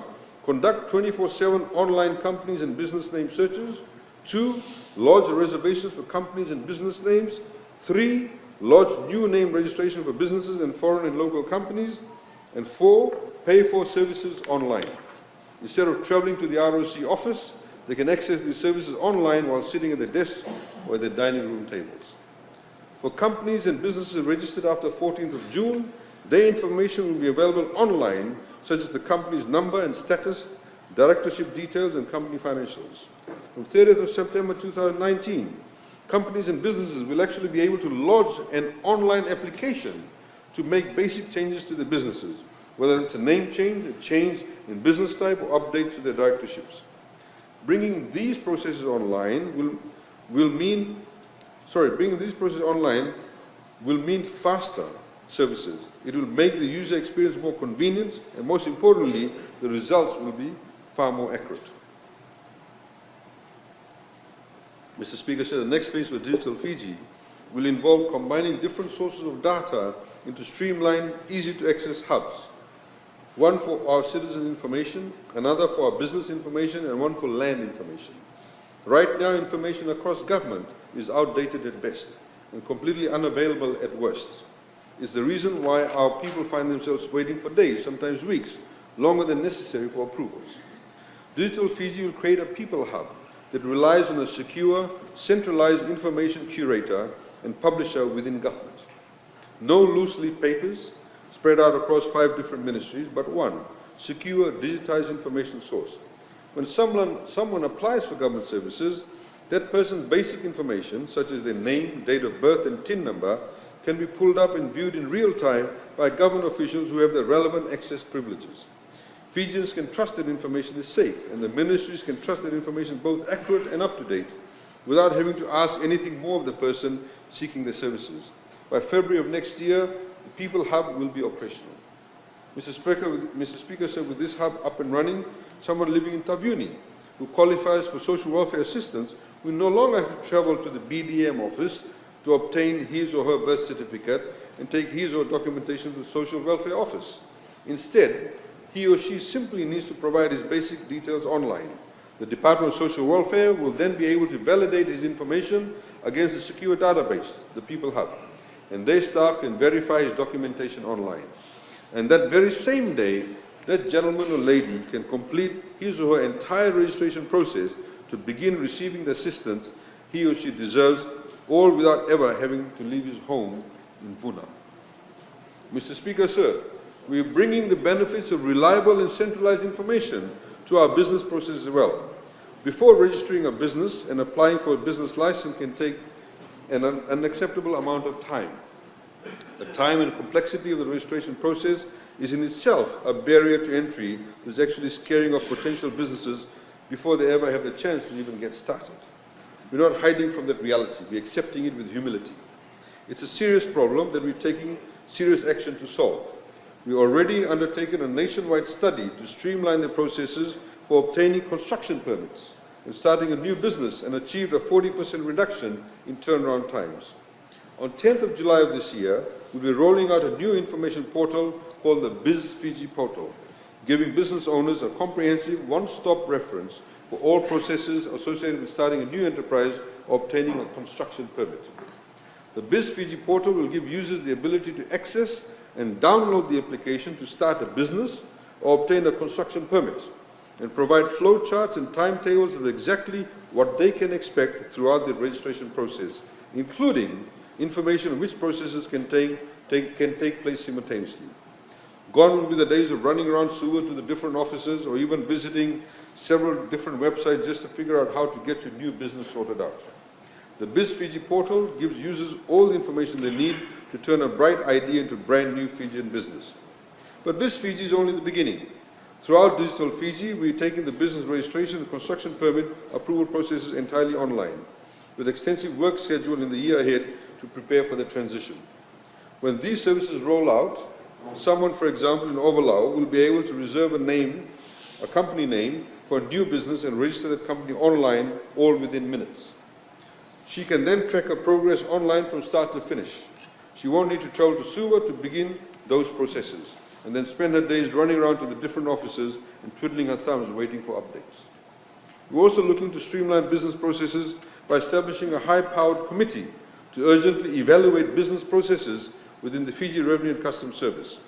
With new technologies at our disposal, we're leveraging these advancements for the benefit of Fijian businesses, re-evaluating every service we offer our partners in the private sector to allow them to focus on what they do best, growing their businesses and supporting the economy. And not only the big companies, Mr. Speaker, sir. This review will be especially focused on ways we can serve the needs of micro, small and medium enterprises to grow their contribution to a growing Fijian economy. That commitment to the MSMEs will be carried forward as well by the Ministry of Industry, Trade and Tourism, which will soon be home to a new centralized unit that will better coordinate a range of MSME-focused support services. including training and mentorship programs which will be more impactful. This unit will replace the National Center for Small and Micro Enterprise Development, or NextMed. Mr. Speaker, sir, to take advantage of the new range of support we offer in small enterprises, we'll be supporting staff within the Ministry of Infrastructure and Transport, including carpenters, plumbers, joiners, electricians, for them to open up their own commercial companies that service both public and private sector projects. We're incentivizing groups of these specialized employees to join together to operate at private sector levels of productivity, earn higher levels of income, and harness a more entrepreneurial spirit to grow into larger scale companies. Mr. Speaker, sir, this year Digital Fiji will also embark on a nationwide study to lay the groundwork for the issuance of a national identification card. Right now, verifying a Fijian's identity takes a considerable amount of time and energy, and even then the results aren't always correct. We still have parents pretending to be their own children, teenagers claiming to be their parents, and others who are claiming to be people who have been dead for quite some time. Mr. Speaker, said that sort of abuse sends shackling complexity to national planning. With national ID cards, identity verification is a simple matter of showing your card and proving right then and there who you are and who you say you are. It will make government programs more efficient. It will curb identity theft and people from trying to assume multiple identities. It will keep our borders secure. It will make sure assistance goes to only those who really deserve to receive it. The study is anticipated to run for 6 months, leading to an implementation date scheduled to be completed by December 2021. After which we'll be looking to establish a single centralized national identification office in Fiji that mirrors Singapore's Immigration and Checkpoint Authority. Because these new levels of accountability, powered by new technology, will make our assistance programs sharper, more targeted, and less susceptible to abuse. These efforts reduce leakages and waste by those who don't deserve support, freeing up more resources for those who actually do. This year, the total allocation towards transportation assistance stands at $10 million, which include the subsidization of bus fares for parents and guardians who travel with their disabled children to school. We are including the parents now in this scheme. Our targeted assistance to low-income families for 100 kilowatt electricity and 91,250 litres of free water will continue. We've actually made an additional allocation of $1 million to cater for any increased subsidy cost in the case of any tariff increases, if approved by FCCC. We are taking a nuanced approach to this. We will all remember the days when tariff increases were pursued or put off entirely for political reasons. We're not doing that. We want to ensure that prices are set at the right commercial levels, but we'll never do so at the expense of those at the lower end of the socioeconomic spectrum. In other words, we'll be directly subsidizing the tariff rates. We'll be continuing to subsidize the purchase of point-of-sale machines for small businesses. We'll also be making it easier for small businesses to embrace the digital age by subsidizing businesses who establish online payment gateways. There's a lot of missed opportunity in the Fijian economy at the moment because these businesses have been slow to make online payments available, or indeed it's out of their reach. For example, Mr. Speaker, sir, if you're a soldier serving in our peacekeeping forces or in the British Army, and you want to send your mother flowers for her birthday or send her a cake, it really should be just a simple matter of getting online, making electronic payment to the local florist, say in Nambua. But right now, Mr. Speaker, sir, this really ever possible, but it's never affordable. Those businesses cannot afford those payment gateways. Through this policy, we'll be making it affordable for small businesses like flower shops, delivery services, to offer their customers online payment options in a move that's both good for small, medium enterprises and indeed, of course, good for mothers. Mr. Speaker, so we'll also be extending the efficiency and convenience of e-transport now to minibuses in the new year, as well, to ensure more of our people can access the speed and efficiency of electronic transactions when traveling, and that we capture revenue and data that assists with transportation planning. Mr. Speaker, sir, when we speak of innovation, we don't speak only with regards to technological developments. Innovation is also about developing creative policy solutions to give our people's well-being priority in a modernizing economy. When we introduced family care leave, it was because we wanted to give Fijian families the time they needed to care for loved ones in times of crisis.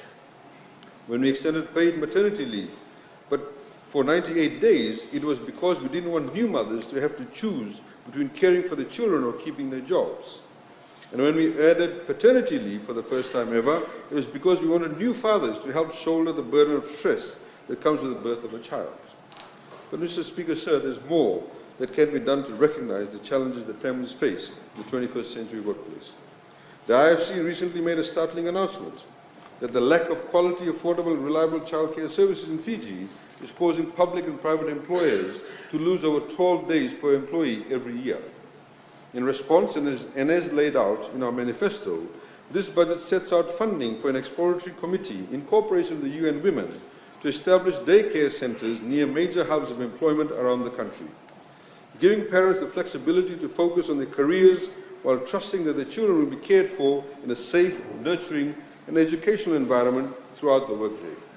But we'll match this commitment to our people's well-being with equal priority given to the needs of businesses by monitoring any abuse by employees. We've been made aware, Mr. Speaker, only this week in a case where on Monday this week, 45 employees took family care leave from just one single factory. Whether they're watching rugby or whether they all decide to stay home together, grinding operations to a halt.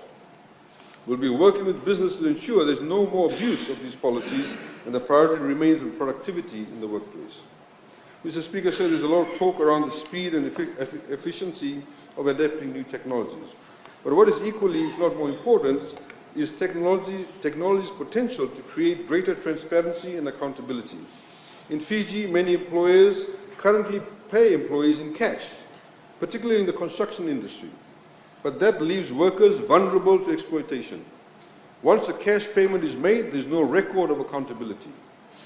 Some employers are getting away with shortchanging their staff, not paying overtime, meal allowance, wet allowance. So, Mr. Speaker, sir, we'll be introducing new laws over the next few months that mandate employers to pay the employees electronically, whether via direct deposits in bank accounts or in their mobile wallets like M-Pesa. That way, there's an actual record of payments made. When issues arise, we'll have an actual list of payments made to settle any or all disputes. Mr. Speaker, sir, we previously announced our joint work with the Singaporean government for the long-term concept master plans for Lautoka, Nadi, and the Greater Suva area. That work remains critical to ensuring that our people's essential needs and the health of our natural environment aren't put at risk by the strains of growing urbanization. In the same vein, Mr. Speaker, sir, we are allocating $70,000 to explore the development of new bus stands, centralized bus stands in the Sino and Nakasi corridors to increase direct bus services within these large municipal areas, which will do bounds in reducing our carbon footprint and providing convenience to those living in these areas, because these are new municipalities. They now have their own markets, they have their own shopping centers. And if one were to go to one of Nandera, to the other end, there's no direct bus service. You have to come all the way to Suva to actually catch the bus to go to the other side of Nandera. So we need to have bus stands in these major areas.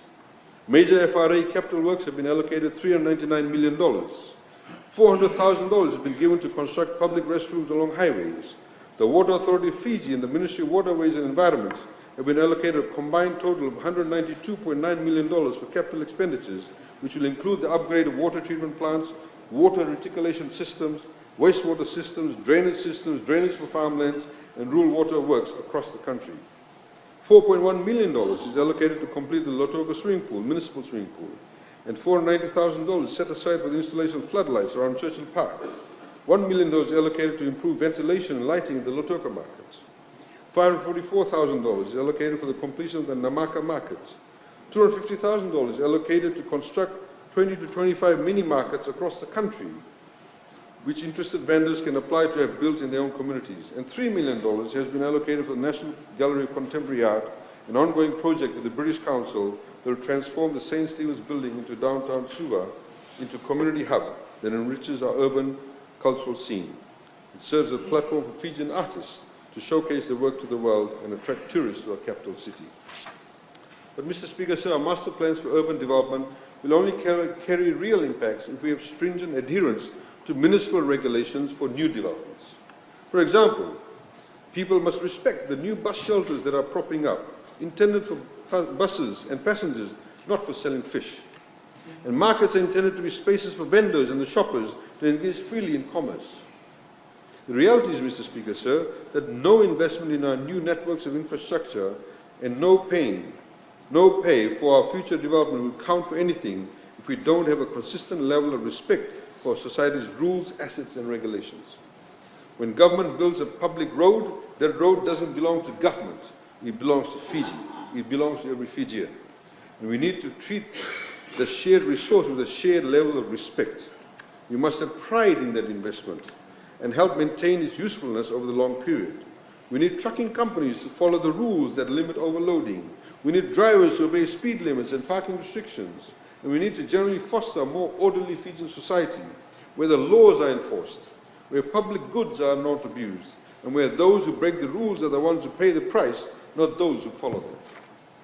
Mr. Speaker, this government's commitment to socially progressive policies of this nature isn't only making us a leader among emerging economies, it is making us a global leader, period. We watched with care as some other major economies have fallen short of truly inclusive growth, often at the expense of those most vulnerable in society. We are avoiding the same pitfalls. We're keeping all our people's well-being front and center at all times. We're keeping their confidence and their interests. We'll always take first priority, Mr. Speaker, sir. Mr. Speaker, this brings us to the final defining pillar of the 2019-2020 national budget, building confidence by building certainty in an uncertain world. Mr. Speaker, sir, the hallmark of the Fiji First government, if it had to be boiled down to a single word, would have been to be consistent. Consistency in vision. We've adhered to the same objectives from day one, and we've delivered on that what we promised. Consistency in policies. We've introduced legislation that logically furthers a transparently progressive agenda. And consistency in execution. Our achievements, the historic strength of the economy, the job market, and our position on the world stage all speak for themselves.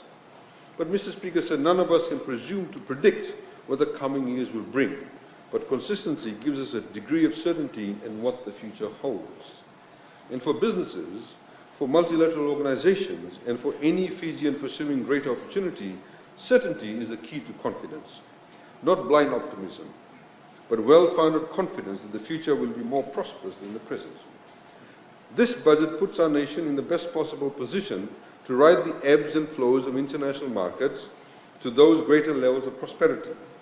Despite softening global growth, our consistent policies and financial management have secured positive projections for the Fijian economy in the years ahead.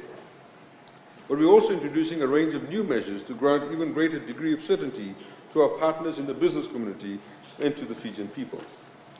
We are giving them the assurance of a stable policy environment that unleashes their productive potential. Some of these, Mr. Speaker, are 100% of employer contributions to FNPF will now be tax deductible. The export income deduction will be extended to a rate of 50% backdated to 2018. There will be no stamp duty on offshore borrowings. The excise on alcohol and tobacco will not be increased. Fiji's tourism industry is the strongest in history, with new records in visitor arrivals being broken on a near quarterly basis. But softening global growth in developing countries spells slower rise in disposable income within our traditional markets, which can mean lower growth in tourism. But Fijian tourism is adapting, readying itself to become even more competitive across new and traditional markets around the world. Our national carrier, Fiji Airways, has recently announced the purchase of 2 brand new Airbuses, A350s, which we take delivery of in November and December of this year, bringing a new level of luxury for guests flying into Fiji, opening up new markets and dramatically increasing cargo capacity, imports and exports, such as fresh produce, and of course flying to new destinations further away from Fiji.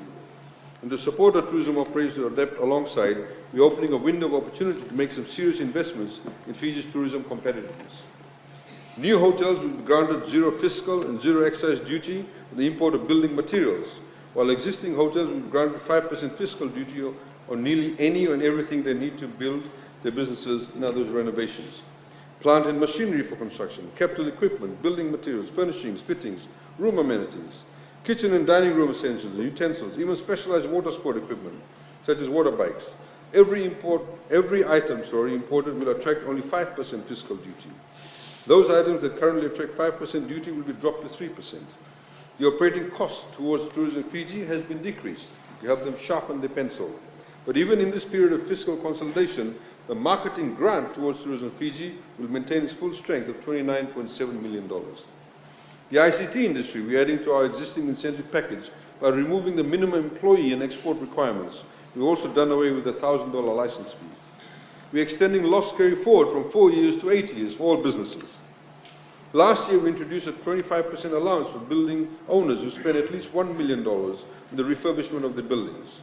If owners utilize the green technology, such as solar paneling, provide access to buildings for Fijians living with disabilities, such as a wheelchair ramp to the doorway, and install lighting on the exterior of the building to help light up our streets. This year, we're lowering the investment threshold from $1 million to $250,000, giving smaller businesses and owners the chance to make similar investments that beautify the nation and protect our environment while making our businesses more inclusive for all Fijians.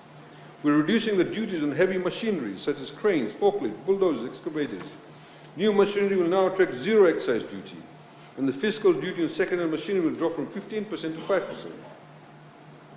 The excise duty on new trucks, vehicles designed for transportation of goods will fall to 0%, and the fiscal duty on used trucks will fall from 15% to 5% as long as the Euro 4.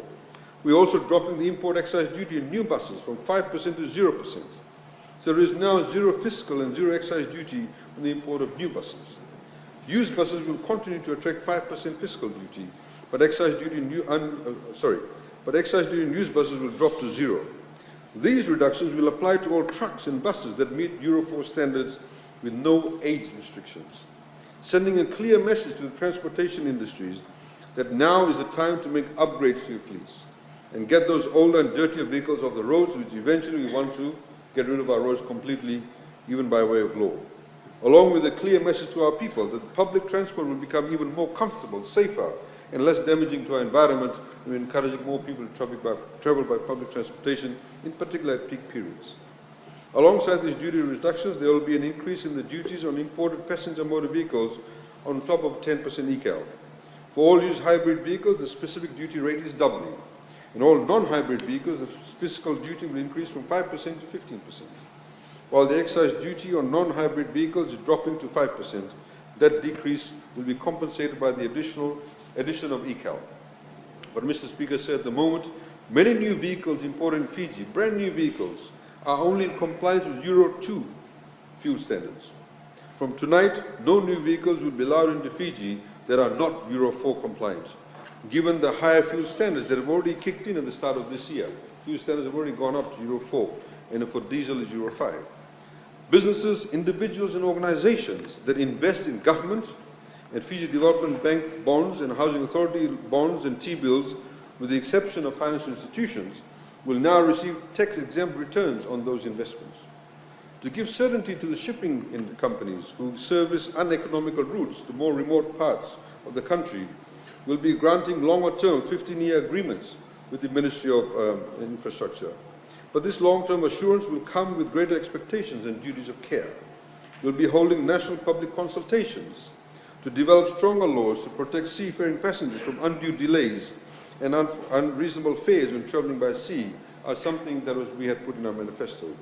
Additionally, Mr. Speaker, so very important, which will help with the cash flow of these shipping companies, the import of ships and aircraft will now be VAT exempt. Mr. Speaker, so we're paving a path towards economic self-sufficiency by continuing to diversify economic mix through new incentives for the development of new industries. To support pharmaceutical manufacturing in Fiji, Mr. Speaker, sir, which we've seen a lot of interest, the import of ethanol will now carry zero duty, and we're granting a 13-year tax holiday for investments towards the setup of pharmaceutical manufacturing. Further incentives will be rolled out for our thriving film industry, which has already witnessed major productions coming to our shores and bringing with them hundreds of millions of dollars of economic impact. Our rebate, already among the most generous in the world, will grow from 47% to 75% with one critical condition. In order for this rebate to apply, the money must all be spent in Fiji. This will serve a double benefit: infusing international cash flow into our local hotel, restaurants and tourism service providers, while also heavily incentivizing contracts in Fiji for other stages of production, including pre- and post-production.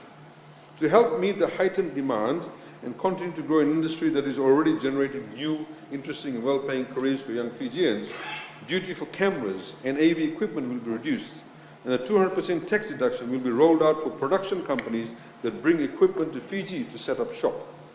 And we're introducing a 7-year tax holiday for capital investment above $2 million for companies who invest in film production facilities in Fiji. But this business-friendly budget isn't limited to film productions, hotels, or larger importers. Our revenue policy changes will keep more money in the pockets of Fijian businesses, big and small, farmers and ordinary Fijians.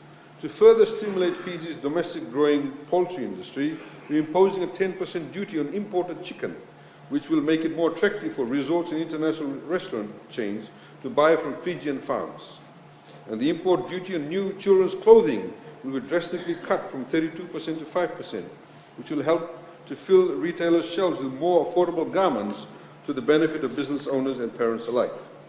And the duty on batteries and power banks for laptops, cell phones, tablets, for hybrid cars will see the same cut from 32% to 5% to cater for an increasingly tech-savvy society where personal electronics are fast becoming a staple of personal and business life.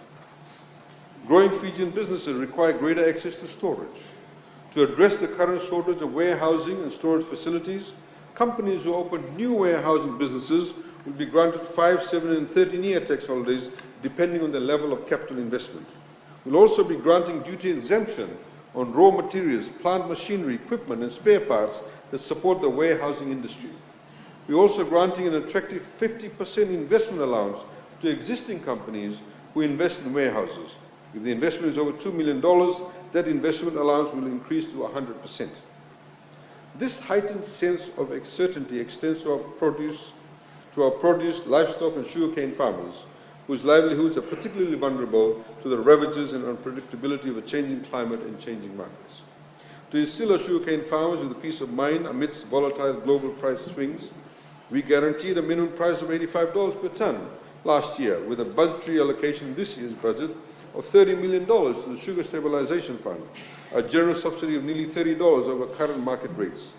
This is in addition to assistance in the forms of fertilizer and weedicide, which was once a very costly burden for our cane farmers, and bold investments in mechanization and innovation that will streamline the way farmers plant, harvest, process, and transport the sugarcane, including a $5.9 million allocation to purchase cane trucks. And seemingly small changes like a duty reduction on cane knives from 5% to 0%, so that we're leaving no stone unturned in our efforts to remove all possible barriers faced by those Fijians who rely on the sugarcane industry. And as we currently do for cane harvesters, we have requested the FCCC to regulate prices for cane lorries, giving another layer of certainty to the sugarcane farmers. Separately, the Ministry of Agriculture is looking at ways to better serve the many Fijians who grow and sell fruits and vegetables and livestock. Programs in this year's budget include an expensive $800,000 upgrading of access roads to our farming communities, $900,000 for land clearing, $900,000 in support for mechanization and equipment, and a $900,000 investment in developing agribusiness in our rural and maritime communities. A $700,000 initiative will also be rolled out to promote the export of Fijian produce, and other programs will be targeted at key agricultural growth areas that are primed to take off with proper support, with significant investments in the production of Fijian ginger, rice, cocoa, vanilla, and other crops, in addition to a $1 million infusion into our domestic goat meat industry. And while on-the-ground support is vital, Mr. Speaker, sir, to succeed, it needs to be well-informed. And reliable data is key. As they say, data is king. That's why, Mr. Speaker, sir, the Ministry of Agriculture will be spending $4.5 million in the 2019-2020 National Agricultural Census, a comprehensive accounting of Fiji's rural and peri-urban farming areas that will set government up to more efficiently and effectively focus the financial and technical support and educational programming we provide to Fijian farmers in the years ahead. Mr. Speaker, this government's program of civil service reform was undertaken to build a world-class Fijian civil service, plain and simple. A civil service that is responsive, efficient, and effective, free of corruption, rid of nepotism, defined by fair remuneration and clear pathways to advancement. A civil service that serves the Fijian people as well as it serves its own employees, where a high level of service delivery is matched by high wages that are comparative and even greater to what is being offered by the private sector. A civil service that puts the right people with the right qualifications in the best possible position to make a positive impact for their fellow citizens. A civil service that is most rewarding for those who are most passionate about serving the nation, not a social safety net that guarantees even its most incompetent employees a job for life. No business can afford to operate that way, and neither can any government, nor should any government. Mr. Speaker, sir, the process hasn't been easy, but we never expected it would be. In the spirit of our reform package, we're measuring our own progress by outcomes. In that regard, we're making serious headway. The road to advancement of civil service is clearer than ever. Redundancies and waste are being rooted out, and our civil servants are being treated equally and rewarded equally for producing good results. Our commitment to raising salaries across the civil service has seen personnel costs rise just from over $620 million in 2013 to over $1 billion last year. And as we've said from day one, that higher amount must be matched by higher quality of service delivered to our people. Moving forward, we'll be making a big push towards multitasking. And the new rotational program for incoming top graduates is only one part of a larger commitment to develop diverse skill sets among civil servants that can be quickly adapted to new projects and new priorities. Right now, the go-to instinct across ministries is to make new hires every time a new responsibility arises. That's not how efficient organizations operate. When new tasks emerge, it's up to the current team to make the adjustments and fill that gap in capacity. In instances where overtime is required, it will be paid. But we will be considering new hires on a case-by-case basis moving forward, putting the priority on filling new roles with resources already available. All civil servants who receive pay rises through the Performance Assessment Management Framework, or MIAPA, will be paid out throughout this financial year as in 2018-2019, including teachers. But for the 2019-2020, we'll be placing MIAPA on hold to conduct a review to ensure the framework carries a consistent focus on outcomes over inputs, that we measure progress based on what's delivered rather than the time and resources put into it, giving certainty to taxpayers that they're getting a level of service from their government that merits what they're paying. Mr. Speaker, sir, nothing grants greater certainty than the assurance of strong, independent institutions. No matter the economic or even political winds may blow, independent institutions guarantee that society is free, fair, and our people stand on stable and equal footing. Mr. Speaker, sir, strong and independent judiciary ensures that justice can be sought and obtained. In this financial year, we've allocated $54.4 million to the judiciary. Aside from operational costs, those funds will cover completion of refurbishment works at the Nasinu Court Complex, which will soon include 4 new courtrooms, including magistrate chambers and other support offices, 4 tribunal rooms, exhibit rooms, witness rooms, and 8 cell blocks, along with a secure drop-off area. We will continue to increase the number of judges and magistrates serving in the judiciary. And the judiciary will develop an e-filing system that allows litigants to file actions online, track the litigation process, receive notices, and lodge relevant court documents. Mr. Speaker, sir, independent election bodies ensure that every Fijian's voice matters equally in our democracy. And per the recommendation of the Multilateral Observer Group, the budget for the Electoral Commission will be separated from the Fijian Elections Office. And Mr. Speaker, so independent consumer protection agencies ensure that our people's interests are protected in the marketplace. The Fijian Consumer and Competition Commission of CCC operates as a fiercely independent institution. And through this budget, we're fully recognizing that independence by shifting the functions from the Ministry of Industry, Trade and Tourism to the independent commission head. FCCC will also begin operations as a self-funding entity by charging fees to industries and organizations who hire their services in pursuit of policy reforms or indeed price fluctuations. The financial independence of the FCCC is a critical next step for our planned changes to price controls. We're modernizing the price control modules to consider changes in the prices of different inputs, and businesses interested in seeking adjustments to price controls can now pay the FCCC directly to review and recommend changes to the price ceilings on specific items. This newfound self-sufficiency will allow the FCCC to continue to build on its many case studies, I should say, that we've already seen in the headlines, from its Langi housing project investigations to its crackdown on unethical practices by traders to the lowering of prices of everyday goods like groceries, toothpaste, and baby formula. Mr. Speaker said this budget isn't only focused on creating more certainty for businesses. We need our citizens to be equally certain that our nation's progress means that all Fijians share equally the benefits of our new development. We're strengthening our package of residential housing incentives to encourage more inclusive and affordable housing developments, both for home ownership and public rental purposes, rewarding developers that include significant options for affordable housing in their development plans, making it possible for a CEO and her secretary to potentially live in the same building, access the same amenities, and enjoy the same level of security. This tax exemption applies to buildings where at least 15% of units on every floor below the 5th floor are sold for $300,000 or less. The full details of these offerings will be available on the Ministry of Economy and FRCS websites. The generous reforms to the First Home Buyers Grant will continue next year. The existing interest rate subsidy of 1% to first home buyers and land buyers will also remain in place.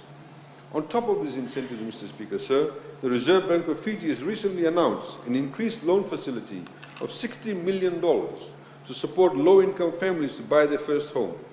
Through approved lenders, such as commercial banks and credit institutions, families with an annual household income of $50,000 or less can receive loans of an extremely concessional nature, with a maximum interest rate of 5% or a maximum term of 5 years. Mr. Speaker, sir, our effort to secure our people greater access to affordable housing doesn't represent some lofty development aspiration. That work is demanded of the government by the mandates enshrined within the Fijian Constitution. It is the constitutional right of every Fijian to be provided accessible and adequate housing. When our people are left without affordable options for housing, they are put at risk by worsening climate impacts. They are left to wallow in the informal settlements that are extremely vulnerable to cyclones and rising seas, and of course we have sanitation issues. In recognition of that reality, given the success of the Koropita model town, we are allocating $2 million to extend a highly engineered and fully serviced subdivision to provide for more than 100 new cyclone-proof housing for the disabled and low-income families in Koropita. We also partnered with the IFC to develop 6 sites with green and climate-resilient housing for low and middle-income families through a public-private partnership agreement. The agreement signed this March, Mr. Speaker, sir, will begin with a competitive tender for a private sector partner to design, build, finance and maintain these housing projects, with work expected to be completed 18 to 24 months thereafter. We're going to provide an income tax holiday for the entire duration of the PPP arrangement to bring down the cost of the rental apartments. Mr. Speaker, sir, throughout the year, we'll be undertaking preparations for the 50th anniversary of our independence in 2020. This national effort will ensure that Fiji's star shines in its absolute brightness as we welcome that historic celebration. Our renovations of State House have been completed, and we've allocated $180,000 to fund preparations for a 50th anniversary celebration that will live on proudly in the memories of every Fijian in the pages of our history books for all time. And indeed, there will be some more funding in the next budget cycle too. Mr. Speaker, sir, this 2019-2020 budget is defined by the same basic economic fundamentals that have underpinned Fiji's economic success over the past decade. We're back on track to reducing our debt levels following the rebuilding efforts from cyclones Winston, Josie, Kina, and Gita. We're prioritizing the most critical tenets of our citizens' well-being, further strengthening public safety, health, education, and the protection of our natural environment, while also keeping our nation on the cutting edge of innovation. When we're refueling the economic engine of business confidence, proving that we are a government who recognizes the importance of a productive private sector in sustaining economic momentum. We are a government who considers the concerns of businesses at all levels and takes real, concrete action to create opportunities for greater private sector participation. But above all, we are a government that knows how to harness the collective potential of businesses, development organizations, banks, financial institutions, and ordinary people to not only grow our GDP, but to translate those gains into greater opportunity for all of our people. Mr. Speaker, sir, this budget will ensure the Fijian economy remains a beacon of sustainability in an increasingly uncertain world, not only in the cause of climate action, environmental protection, and oceans preservation, but for sustained and enduring economic progress. Mr. Speaker, sir, the next chapter of Fiji's economic evolution will be guided by the same steady hand of responsible economic management that has defined our achievement over the past decade. But going forward, Fiji's fate will boil down to something more fundamental: each person's individual accountability, and the sense of personal ownership they have of our nation's very character. The quality of Fiji's tomorrow will be determined by the pride, the unity, and the patriotism we demonstrate today. This budget puts Fiji on a rock-solid foundation of economic sustainability, but we can't let that opportunity go to waste, Mr. Speaker, sir. Because, Mr. Speaker, while we can work to grow our economy, we need the active participation of each and every Fijian watching tonight to cement our progress at the societal level. When a politician tries to undermine our progress with baseless speculation and unfounded fear, we as a society must rise up and drown them out with a chorus of truth, facts, and faith in our future. When someone trashes our environment by throwing rubbish by the roadside or illegally uprooting mangroves, we must say to them, no, not in Fiji. In Fiji, Mr. Speaker, that blatant disrespect will never be tolerated. When a student skips out on a school, or a co-worker ditches work, or someone posts a racist remark on Facebook, we must call out their behavior as damaging, and we must demand better of them all. All throughout Fiji, we must raise the bar of personal responsibility. We must hold ourselves and our neighbors to a higher standard. When our children look to us, they must be inspired with an ethos of responsibility and of goodness that they can continue to build upon throughout their lives. That, Mr. Speaker, is how Fiji will continue our progress for years to come. Mr. Speaker, from everything we've heard today, from curbing abuse to instituting new tax policies, this is clearly a business-friendly budget. We're incentivizing and encouraging domestic businesses while attracting investment from around the world to allow new industries to take root and existing ones to flourish. We're streamlining business processes and we're liberalizing the economy. We're enforcing the right pricing models and we're instilling confidence among Fijian businesses. Fiji is open for business. There's never been a better time than today to be part of this ongoing Fijian success story. All of us are working side by side to make our dreams for ourselves, our families and our nation a reality. Dreams of a Fiji where all of our people have absolute assurance in their safety and security. A Fiji whose productive capacity rises at an exponential pace year after year after year. A Fiji home to pristine oceans, beaches free of trash, reefs full of fish, communities powered with a cleaner mix of energy, infrastructure strong enough to withstand climate impacts, and development that exists in harmony with our natural world. A Fiji home to young people whose talent and limitless potential is matched by equally unlimited opportunities. A Fijian economy, Mr. Speaker, sir, that embraces efficiency, security, and innovation of the digital age. And a Fiji where every Fijian has every confidence that the coming years will be better and brighter than what we know today. Mr. Speaker, sir, in pursuit of that tremendous future, I wholeheartedly recommend this budget. Thank you.